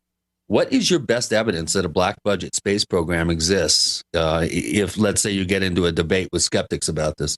Yeah, it's a great question. I would make the argument by inference. So you have a couple of things going on. One is there's a black budget. Okay. We know that there's a black budget. Officially speaking, it's something along the lines of $50 billion. I'll guarantee you it's more than that. And I would say that because what we have is an underground black budget economy that deals with narco trafficking, securities fraud, financial fraud, and the like. And anyone who does any little investigation into the global intelligence community understands this. 2, space is the paramount center of gravity, as it were, for U.S. national security. If you do not control space, you're not a player. You do not win wars if you do not control space. So the United States has an absolute military paramount interest in dominating space as a platform. So you've got that. So you've got a black budget. You've got the need to control space. You therefore must have classified space-based programs that do exist. Okay. So that, I think, is very easy logic for anyone to understand. On top of that, you have a lot of video evidence of anomalies. And I'm not talking about the Tether incident because I don't credit that one. But I do think that there are a number of compelling space-based UFO encounters that have come down to us that I do credit. So this is my logic. You have a lot of money. You have a demand for control of space. And you have encounters with what appear to be highly advanced technology in space. So let me ask you this. If you've got the wherewithal to be in space, are you simply going to not investigate any of the things that are out there? Of course you will. Of course you will. But you cannot investigate them in open. You cannot investigate them with the public watching you. That won't work. So you must have a clandestine space program to some extent. The question is, what is the extent? Are they simply dealing with classified technology that's dealing with this anomalous phenomenon of space in Earth orbit? Or is there the possibility that this program is dealing even with beyond Earth orbit, for example, the moon? I think the answer to that is yes. And I think the answer is yes based on, again, the accounts that have come down to us over the years that deal with anomalies concerning the moon. So if you've got all of that, you're going to be investigated. You'd be irresponsible if you didn't. So I think on that reason, I think there's a secret space program. What are the exact parameters and contours of it? I don't know. I'm not in the program. They haven't really bothered to tell me. But that's how I think it's going down. That's why I believe it. Okay, the belief, how does that transfer to actually proving it? Is there a way to prove a secret space program? I don't know yet. I haven't proven it. I think that it's, when I look at this topic, I have to make gradations. Gradation number one is what I know is true. What I know is true is based on confirmed documentary evidence and other things that stand up. So declassified documents and so forth. And what I know from those is that there is a phenomenon that has engaged our national security community for many, many years, that deals with technology that's not supposed to exist, but does, that violates sensitive airspace, objects that don't look normal, they look disc-shaped, they have incredible capabilities and so forth. That, to me, there's no question. That's real. That begs the question of who they are. So that's gradation number one. The next level is what I feel confident is probably true. And then there's another gradation of things that I speculate and I think are interesting and may be true, and other things that are just BS. I put the secret space program in the second level. So I think that there are enough compelling data points that have come to me over the years that convince me, that persuade me that this is the case. That's where I put that. But proving it? No, I mean, not yet. Now, maybe in the next decade, maybe in the next 2 decades, things may change. And the reason they may change is that we're now in an era where it seems to be becoming easier for entities other than just the U.S. government and NASA to get out into space. We're talking not just other countries, but we're talking private entities as well. And if that trend continues, it's quite possible that we'll get other data points that are much more compelling. Yeah. Well, we have to think of all the people right now who are doing that. Like one of the co-founders of PayPal, the place where, you send money and everything. He's got a company that's sending craft into space, and maybe that's where our next real trip, public trip, as opposed to any private or secret trip, our public trip to the moon and elsewhere may come from. Richard Dolan discussing the national security, state, UFOs, and more with Gene and Chris. You're in the Paracast.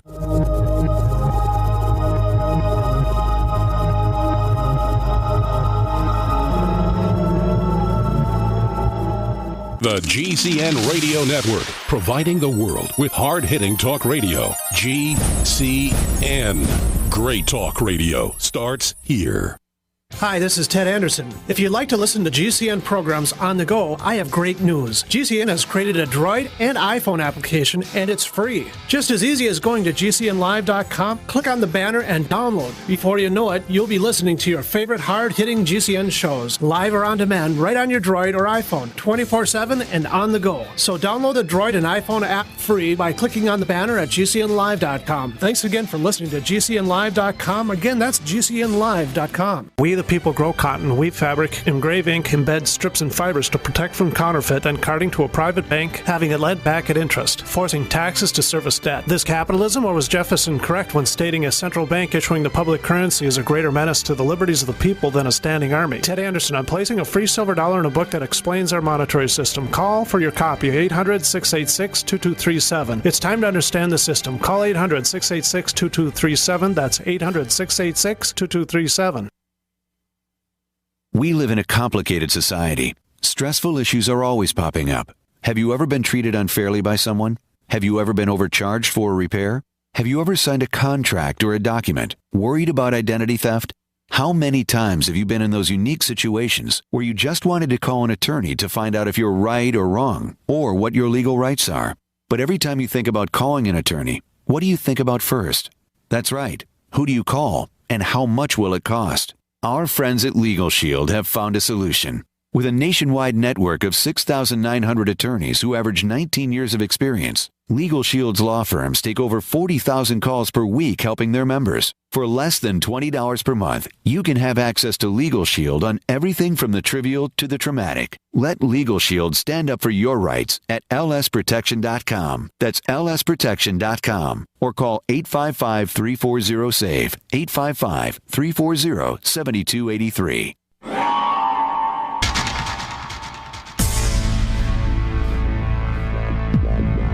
Welcome back to the Paracast, the gold standard of paranormal radio. And now, here's Gene Steinberg.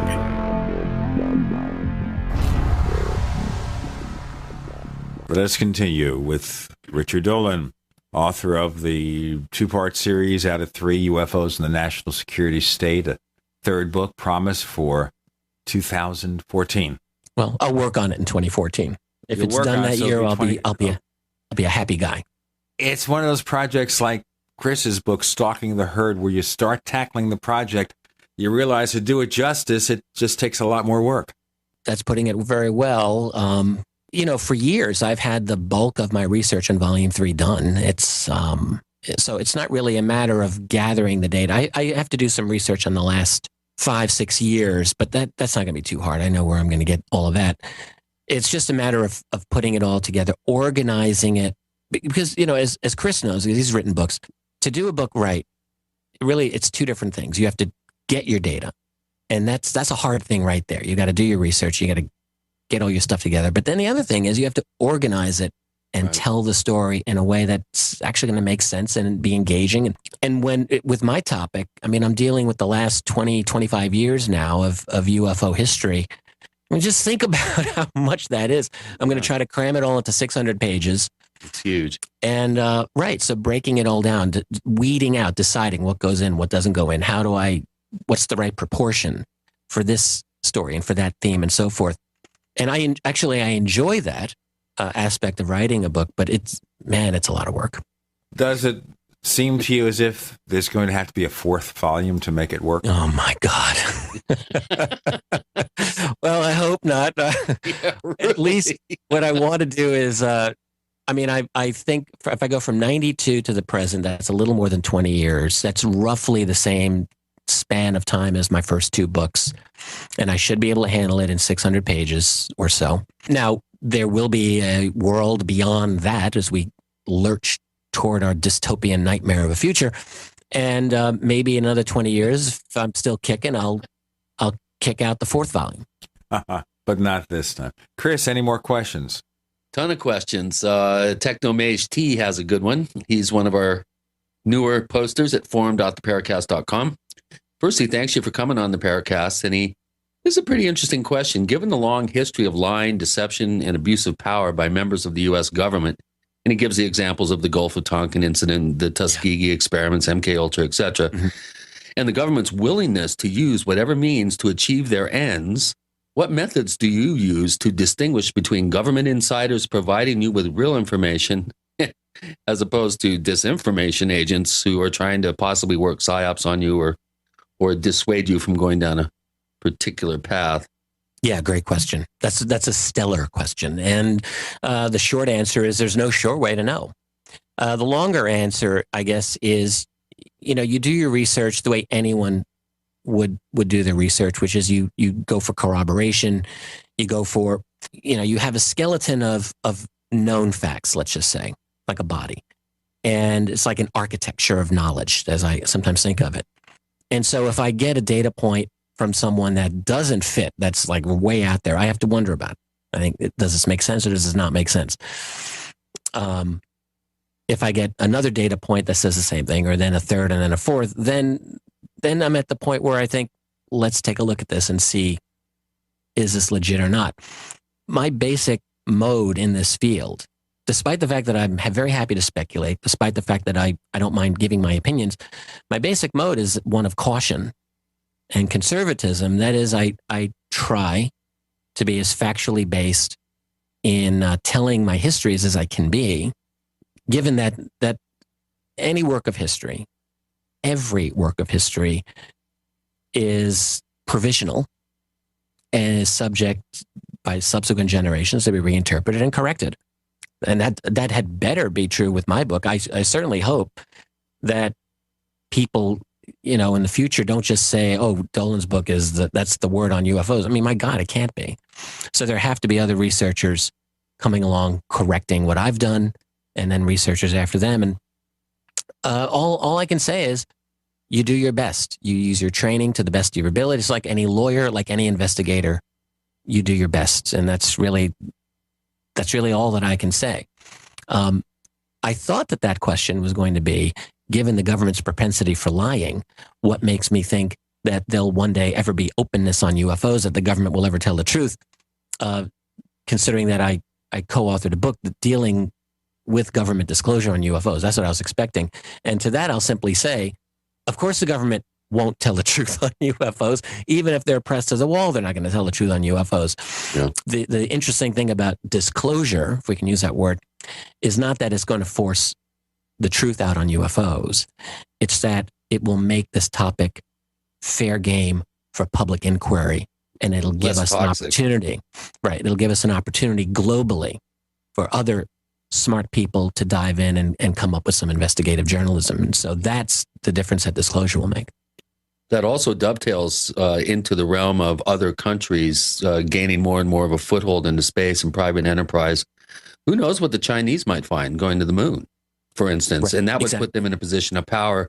They could possibly find something worthy of disclosure that then they could use as a bargaining chip or some sort of leverage over the U.S. government. Yeah, I wonder about this.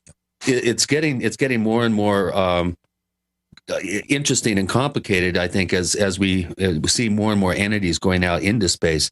Now, you mentioned the word disclosure. We have a couple of questions that are kind of interesting in that you seem to be willing to go on shows and talk about your work in venues that some of the rank and file, some of the more heavy hitters in the field, and, are a little bit nervous about. For instance, Dave M says, "Do you think that you're taken less seriously if you associate yourself with Stephen Bassett?" Another question is, the Trained Observer says he thinks you took a larger hit to your credibility by associating yourself with Project Camelot and Carrie Cassidy. Oh, for God's sake. And your recent little foray on the twins that shall not be named.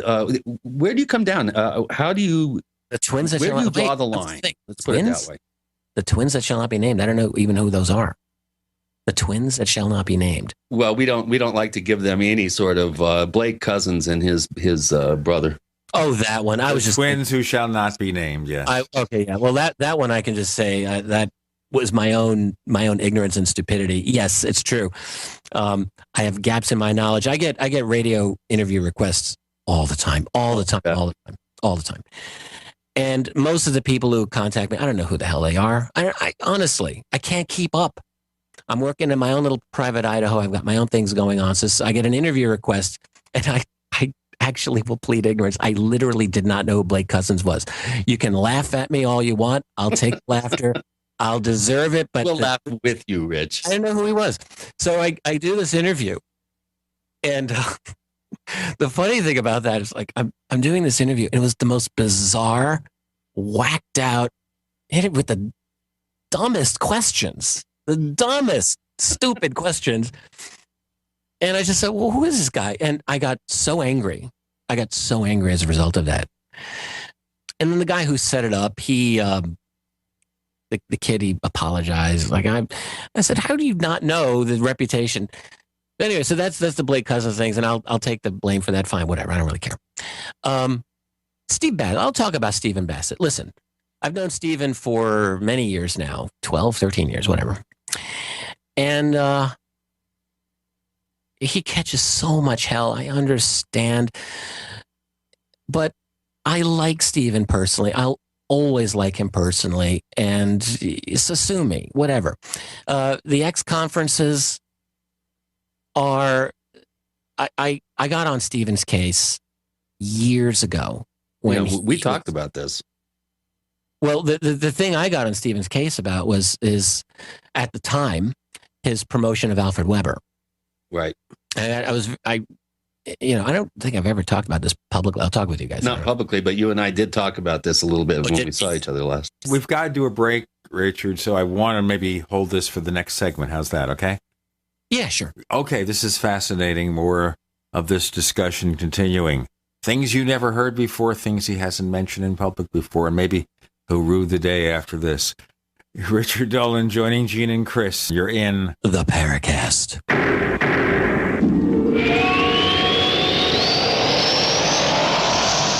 Neighbors, are you tired of dealing with a slow web hosting provider? Well, check out A2 Hosting and their screaming fast Swift server platform. They even have SSDs that load pages 300% faster than the competition. Ready to give your site a speed boost? Well, tell you what, neighbors, head on over to a2hosting.com. That's A2, that's number 2, a2hosting.com. Check out their Prime hosting account. And get this, neighbors, they're even giving you an exclusive 25% off discount for all our listeners. 25%.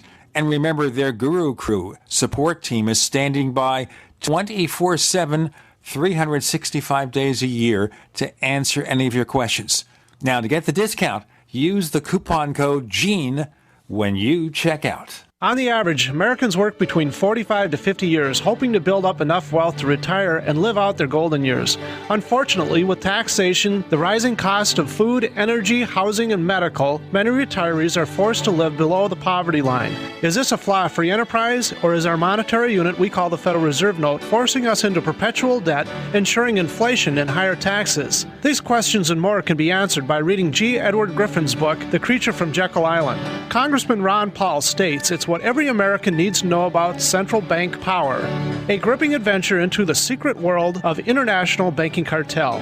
Hi, this is Ted Anderson. I will give a silver dollar from the early 1900s to anyone who purchases this book. Call 1-800-686-2237 and order a copy today.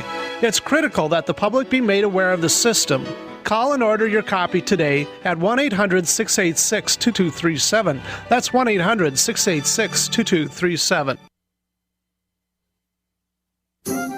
What looks good under your Christmas tree and tastes even better? Big Berkey water filters. Yes, the gift of clean water. A gift that provides a great foundation for achieving good health in the lives of your loved ones.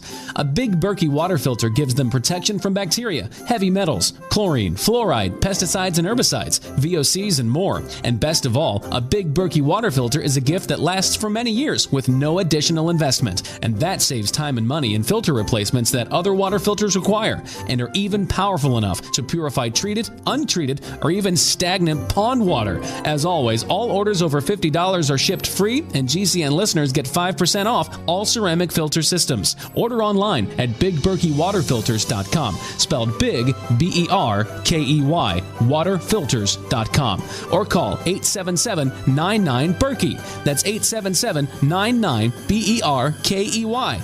Gift well this Christmas. Give a Big Berkey water filter. These days, so many suffer from heartburn, stomach ulcers, and acid reflux, and most never realize it is the high acidity within the body that causes their discomfort. While selective diet choices can help, AlkaVision Plasma pH drops can really make a change. A few drops added to water can optimize your body's pH level, ridding you of harmful waste and acid, promoting health and restoring vibrance and energy. Healthy pH levels make all the difference. High acidity can also cause depression, insomnia, and irritability. AlkaVision Plasma pH drops bring you vital balance that can be truly life-changing. Alkalizing boosts immune response, reduces headaches and cramping, and even helps prevent bone loss. This is simple science that helps your body do what's natural. Order your AlkaVision pH drops for just $29.95 at alkavision.com, ALKAvision.com, or call 800-518-7615. Alkalize your body. Supercharge your health at alkavision.com. We'd like to hear from you. If you have a comment or question about the Paracast, send it to news@theparacast.com. That's news@theparacast.com. And don't forget to visit our famous Paracast community forums at forum.theparacast.com. So polished he does that. Is that good? Was that good? Yeah. Oh, yeah. Yeah, it's. I think it's between you and Nick because he's so bizarre, but you sound like a real broadcaster when you do it. Oh, sweet. Well, I have a nice microphone here, a little windscreen. I got the whole thing going on. What kind of mic do you have? That's a Yeti. Oh, that's what Chris is using. Yeah, I love this, man. This is it's a great mic. It's the best. I'm using the Yeti Pro because I can run it through an analog mixer. All right. Richard Dolan joining us with his Yeti. It's the appropriate mic to use on a paranormal radio show. Exactly. There can be no others from a company called Blue Mike. They did not buy advertising here, but they should. You were going to tell us here, we were getting into your interactions with Stephen Bassett and some of the side issues. Let's hear what you never told before in public. Well, all I'll just say is Stephen is the ultimate, what we call big tent ufology guy. He really is. And he has his perspective on how to move this field forward. There are certain things that he does that I do agree with. Other things he's said over the years that I don't agree with. One of them is in his X conferences, which overall, I'm giving this man credit for organizing. I think he did 6 or 7 X conferences, 6 of them at least. And by the way, I'm the only person who was an invited speaker to every one of those X conferences. I think I'm proud of that actually. And I think all of them had something to offer. And the idea that he had of going to the National Press Club in the aftermath of those X conferences, I also think was a laudable idea. And, we can look back on it and think, well, that's just tiresome, every single year. But, think about initiating this and trying to make a mainstream breakthrough. And no, it didn't happen. But I think it's a totally worthy idea.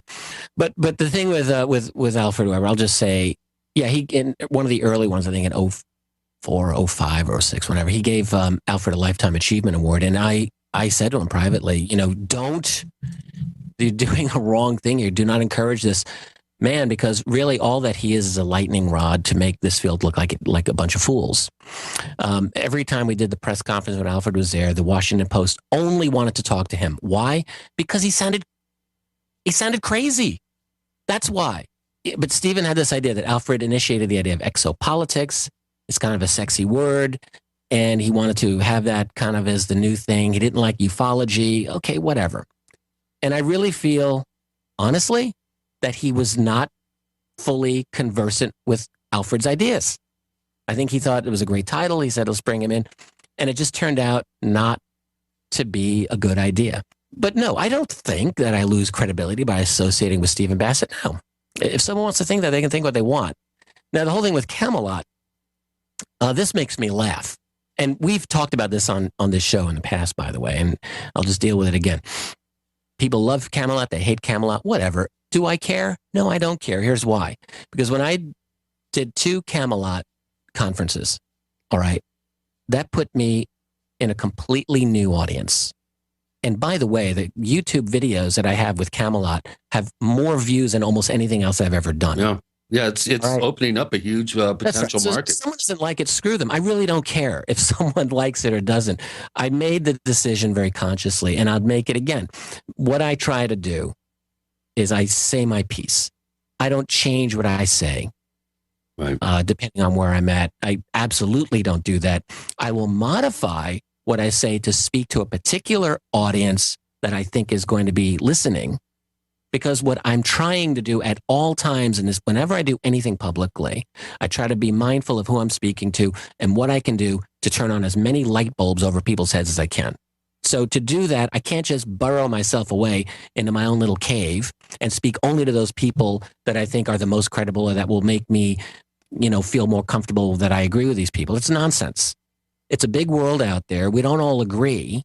And by the way, my ideas have continued to evolve in this field. And that doesn't mean that I'm all Mr. New Agey. In fact, I have a real serious problem with a lot of New Age infiltration in our field. But it's there. I'm not going to engage these people if I just run away from every opportunity from dealing with them. So no, I'm not going to apologize for that at all. I think what these critics need to understand is that it's a big world out there. It's like politics, politics makes strange bedfellows of us. And that's just how it is. I'm not in a position where I feel like I'm just going to only associate with those people that have my highest level of respect. I want to go out there and get my hands dirty and talk to a lot of people because there's a lot of work to be done. Well, and you're also a businessman running a publishing company too, so there are some commercial concerns as well, which we need to obviously acknowledge. Well, as far as that, no. I mean, what I would say is I will not publish a book that I think is not of a standard that I consider to be like a valuable book. Oh yeah, absolutely. I understand that. But what I was getting at is you're opening up new markets, a new section of an audience. Yeah, I mean, look, if everyone agreed with me about how the world is, that would be wonderful for me. But that doesn't happen. So I have to go out there and talk to people who don't agree with me, who don't look at the world the way I do, and I'm not going to run away from that. I will do them. I'll show them enough respect to speak to them and to disagree with them, and to offer my own point of view. When I gave my talks at Camelot, and I did a couple of other even more out there, truly new agey love fests that I was invited to. You and I were involved in one, the UFO con thing. Oh, we could talk with Doug Dietrich. I would be very happy to chat about that too, by the way. But when you go into these environments, I think it's important for people like ourselves to challenge those people in the audience and to challenge those people listening with a different perspective that they're not used to. I do that, and I know you do that. Yeah. Oh, yeah. I was getting up there preaching to the assembled masses in the new religion of the 21st century. Yeah. Well, speaking about your points of view and your particular take on things, this is a good question from Jimmy H., who's one of our newer posters at forum.theparacast.com. Mr. Dolan, I've been listening to a few of your podcasts, and I really appreciate that you are not afraid to go into deeper and rather complex philosophical discussions about the nature of reality and the power structures of society. Which thinkers and writers inspired your own ideas about a breakaway society? And have you ever tried to publish your ideas, philosophical or academic, in those academic-type publications? And have you discussed these ideas with academics, people possibly outside of the field? So he's talking specifically about the breakaway civilization idea, or trying to get an idea of what the exact question is here. Well, yeah. In other words, he wants to know who inspired you to really go in that direction, which we really haven't. We've kind of touched on it here today, but I think he wants to know where that particular point of view really originated and who inspired that, or who kind of sparked your interest in this whole idea. Yeah, well, I can tell him when the idea really germinated with me, and it was really through 07, 08, and 09, during the home stretch when I was completing the second volume of UFOs in the National Security State, and it evolved. I'll tell you what about evolution, though. We have to evolve into this announcement first. It's an announcement. That's the worst segue I've ever done. Richard Dolan joining Gene and Chris. You're in the Paracast.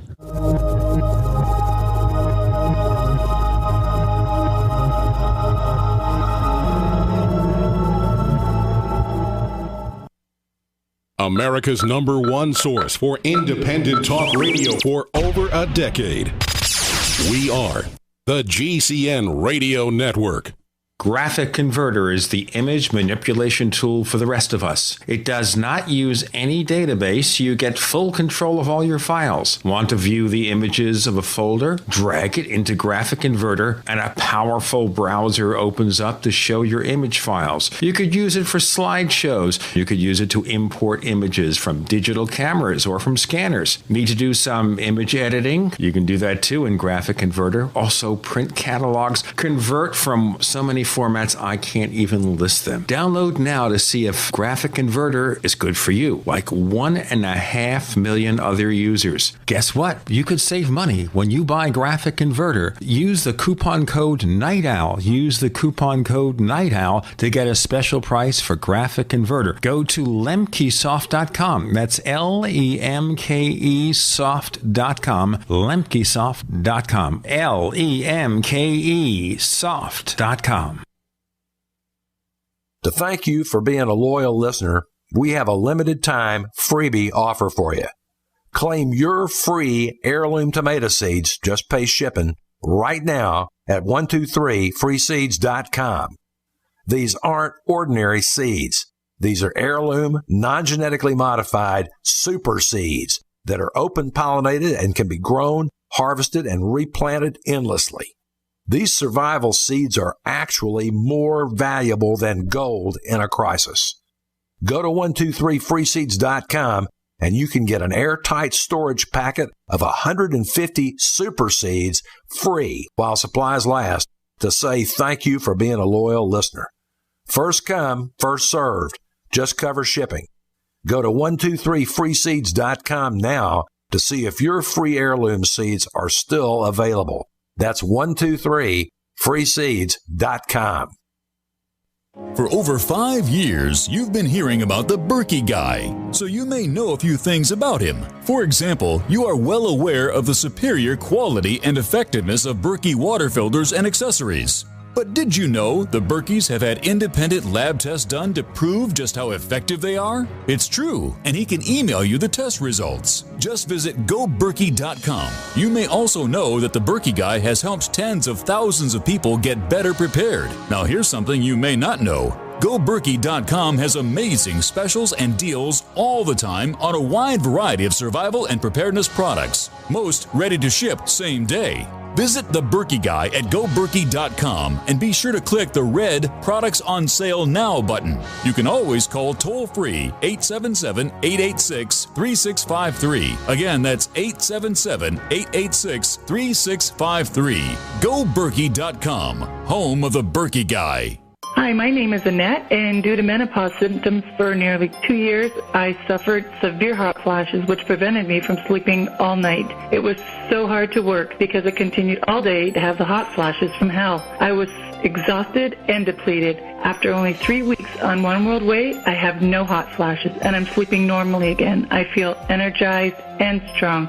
This is an amazing product. It is a little-known fact that every single cell of your body is supposed to produce 10% of its protein content as glutathione. But due to toxicity and aging, it does not. Could glutathione be a missing factor in optimal cell function for your entire body? If you restore the optimal glutathione levels in your cells, especially your glands and organs, then as a result, your glands and organs work better. Imagine the quality of life improvement you might have. To order One World Way, call 888-988-3325. That's 888-988-3325. Or visit oneworldway.com. That's oneworld.com.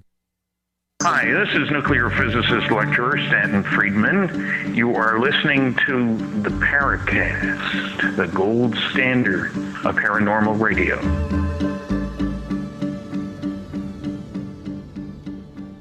By the way, Richard Dolan has this new company called Richard Dolan Press, and he's going to be bringing out some fascinating titles. But we posed a question to you, Chris did, that you were in the process of beginning to answer, and now's your chance to finish. Yeah. So the idea of a breakaway civilization, I guess I can say that there was no one source or inspiration that prompted me to think of it. That I can say, because I just don't recall that there was any. Well, Joe Farrell has mentioned this in several of his books, which came out around that same time period. He followed on what I was doing, actually. I mean, I know that. I mean, that's the phrase that I coined. I remember coining it, and I posited the idea in one of the chapters of my second volume of UFOs and national security status, at the very beginning of chapter 9, actually, where I really started talking about it. And no, it was something that actually, I will say, came to me when I was trying to understand what I call the structure of power. Who's in charge? How does it all work? What is the likely result of decades and generations of clandestine study of exotic technology? My feeling, and this is only my theory, based on what I think has happened, which is that if you have ever recovered any crash UFO technology, if any of it has been recovered, it is therefore being studied in secret. It is therefore subject to very severe kind of secrecy protocols. And the nature of scientific development being what it is, this is how I see it. Actually, there's one intellectual inspiration for breakaway civilization. Actually, and in fact, this is what I was reading at the time. This is a long deceased historian named Arnold J. Toynbee, who wrote a long, extended series of volumes called A Study of Civilization. I happen to have a condensed volume of Toynbee's study on my shelf, and I actually read a lot of it. It's kind of tough going, but really what he did is he got me thinking about what is a civilization, what constitutes a civilization. And I can tell you that in 08 and 09, this was a very big thought that was in my head. What is it that constitutes a civilization? When I looked over at the history of the Cold War, one thing that came through to me was that you had separate scientific infrastructures. So you had the Soviet scientific infrastructure where they were actually doing totally different science. Some of it was spurious nonsense science, like Trofim Lysenko, who had all of these nonsensical theories of biology. It was a completely different infrastructure from what was going on in the West. So you had these two. So in theory, our history shows us that we actually can have separate scientific infrastructures kind of coexisting. And it then came to me that really what the classified world probably has is its own separate scientific infrastructure. Why is that so impossible? We have this idea that it is impossible, but I don't believe it. I think that, I think it's highly probable. Yeah, I think some technologies can be segued into money-making opportunities. You improve on your integrated circuits or fiber optics or what have you, but some breakthroughs are too valuable to share with the rest of the world. So if you have a breakthrough that deals with propulsion, if you have a breakthrough that deals with energy, that doesn't get shared with the world. That's too transformative, too revolutionary. And you continue studying it on your own, and you classify the patents, you classify the knowledge so that it literally becomes illegal for the outside world to study it. You see, what that means is for the rest of the world, their future is being held hostage. But for the guys who are in with the in crowd in the black budget world, they can continue to work off of their knowledge and make their own developments and kind of jump way, way, way ahead of the rest of us. Because that's how scientific demands, like you make one breakthrough that can lead to another, that can lead to another still, and so on. But if we're prevented from that, then we're stuck spinning our wheels essentially, or going much more slowly, while those who have fundamentally different understandings of science and reality, they can go far. And huge budgets. I asked myself one day, does this constitute a separate civilization? Can it? With different levels of technology, different cosmology that would allow them to have understandings of the world that the rest of us poor slobs can't have because we don't have the opportunity. And I think in a sense that can qualify them as a civilization that is broken away from our own, a separate civilization. I wanted to ask you here as we get to this kind of subject here. All right, so maybe we have a secret government in the U.S., but what about the rest of the world? Are there organizations or portions of governments around the world working behind the scenes to enforce the secrecy? Yeah, I think so. I mean, what we have is a global system that's in place. Do we think that, I don't know, France is any different than the United States and how the government is essentially managed from a national security point of view, or Britain, or Germany, or Russia for that matter, or Australia, or China? Now, China may be a little bit of a wild card, but I don't think it's any fundamentally different, or India. What you have are systems in place where powerful interests decide, A, who's going to rule, by and large, B, what the primary national security policies are going to be. They have as much control over their classified doings as what you see in the United States, by and large. And so where does that control come from? Are they all separate competing little intelligence communities? No, I don't think so at all. What we have is a global system that's developing. I don't think it's fully developed, it's fully formed, but it's clearly in the process of being developed. So this is why I keep coming back to it. We have to understand what is the true structure of power here on planet Earth. It's not a system of these separate countries, sovereign nations, duking it out like, in the pre-World War I era, I suppose. It's different now. There's a global financial system of control that is the true power behind almost any government that I can think of.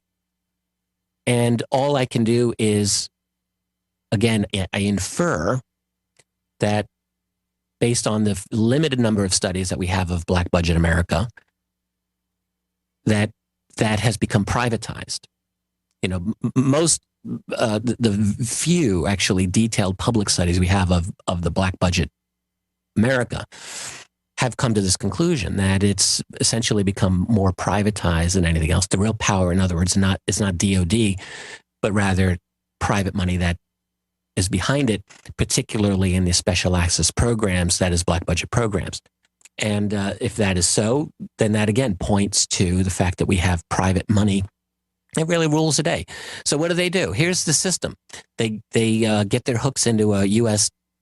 Black Budget program that they get to run without public oversight. They get to use the U.S. military as their personal police force. That's a nice thing to have. And they get to do their research basically for free on public tax dollars and whatever other financial dealings that they're able to manage with no oversight and total security. And that I think is the structure of how UFO secrecy is probably being done. You've got programs that are beyond the normal purview of an American president or U.S. Congress or anything like that. U.S. president can't possibly have oversight of these.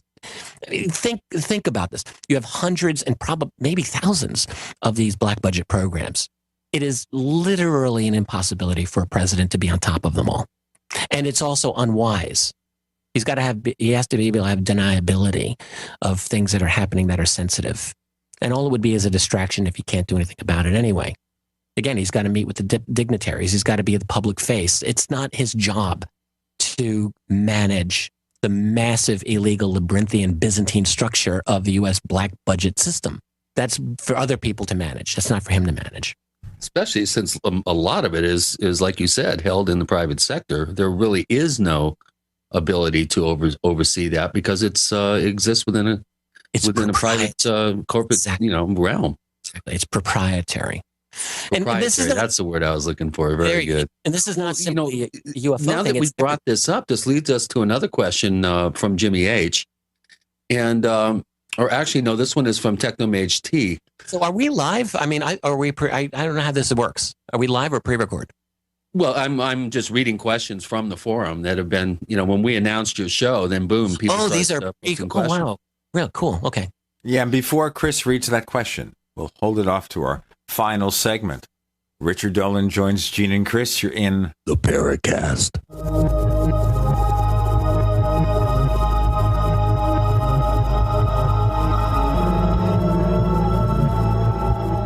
Are you tired of searching for great talk radio? Something more important. Search no more. We are the GCN Radio Network.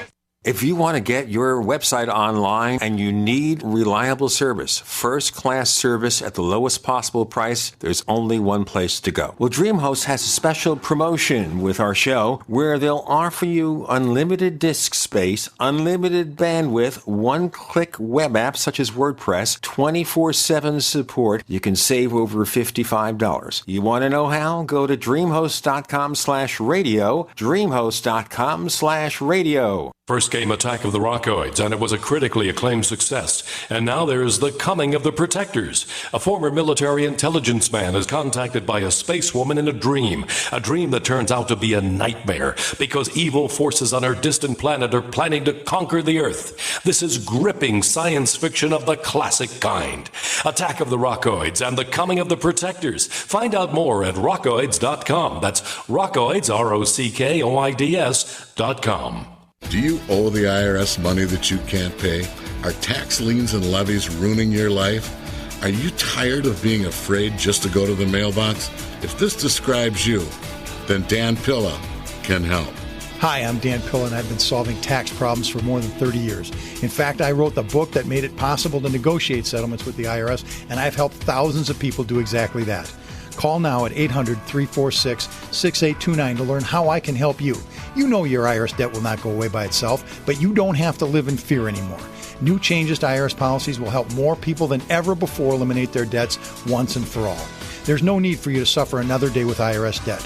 Call 800-346-6829. I can help you eliminate wage and bank levies, release tax liens, and negotiate a settlement with the IRS that will put your tax nightmare behind you forever. Call 800-34-NO-TAX or go to my website, taxhelponline.com. That's taxhelponline.com.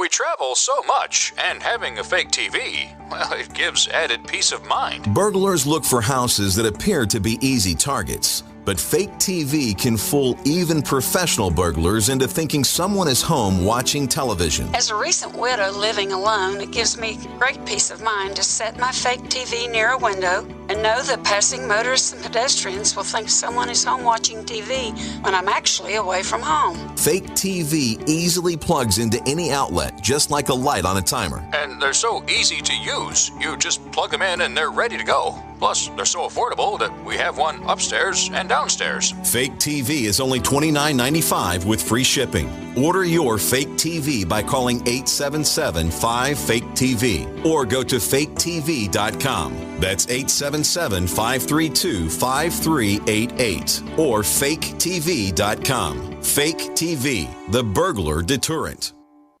Hi, my name is Scott Fuchs, teacher and rowing coach for over 14 years. I was sluggish, overweight, on prescription drugs, and only 30-something. Fortunately, I was referred to Dr. Z, and happy to say Dr. Z's all-natural protocols over a consistent course resolved my health issues. I'm in the best shape of my life, and most importantly, on 0 medications. I'm Dr. Zdanowski, author of Evology, trained as a primary care physician, surgical manipulation under anesthesia, expert in nutrition, diet, weight loss, immune system, and I specialize in chiropractic. My 15 years of professional experience has taught me the 4 keys to vibrant health: a balanced musculoskeletal system, an integrated nervous system, a flowing lymphatic system, and a body filled with over 90 essential nutrients. This has been a secret too long. Actualize your potential, reverse disease. Call me, Dr. Z. 201-945-1177, 201-945-1177, evolyourself.com.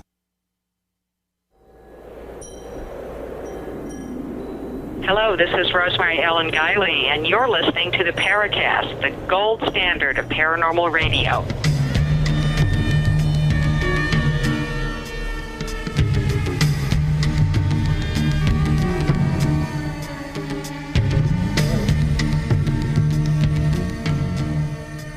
With Gene and Chris on the Paracast, Richard Dolan joins us for this final segment. I can't believe it's the final segment. I'm looking at the watch. I'm looking at the segments. Okay, we maybe have time for 1 or 2 more questions here. Chris, you were about to pose one.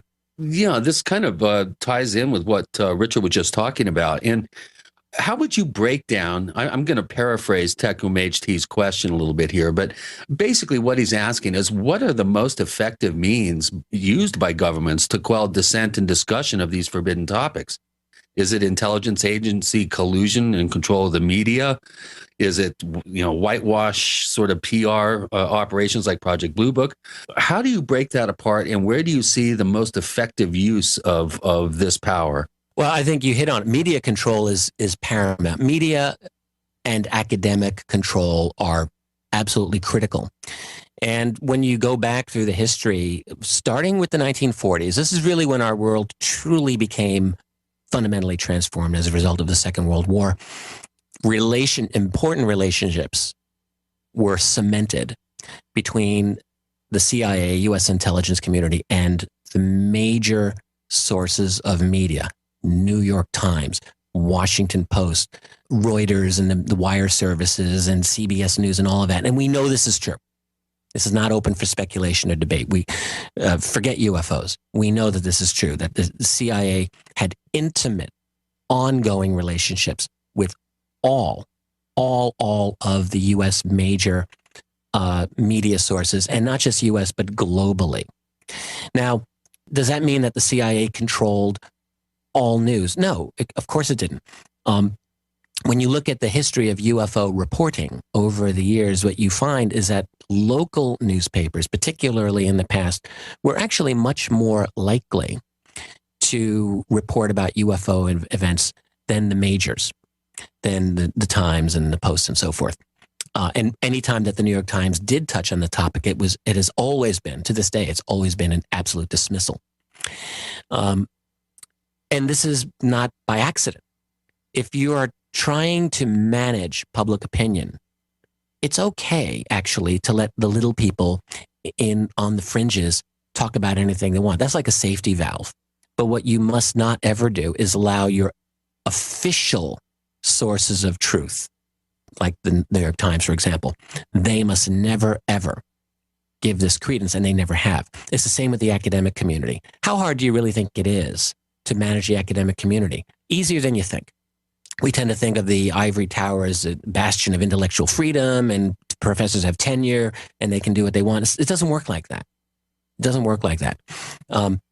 What you have is, just like within the media, if you have a few well-placed people in the academic world who are doing your work, and this happens, this is the case, they're like the sheepdogs that keep the sheep in place. So, back in the 1950s and 60s, one of the key guys in that regard was Donald Menzel, Harvard astronomer, who was the world's leading debunker on UFOs, and who we learned years after his death had a very, very prominent and intimate relationship with the NSA, where not even his wife knew about this. He was not just an astronomer. Turns out he was a leading cryptologist and had great skills in that area.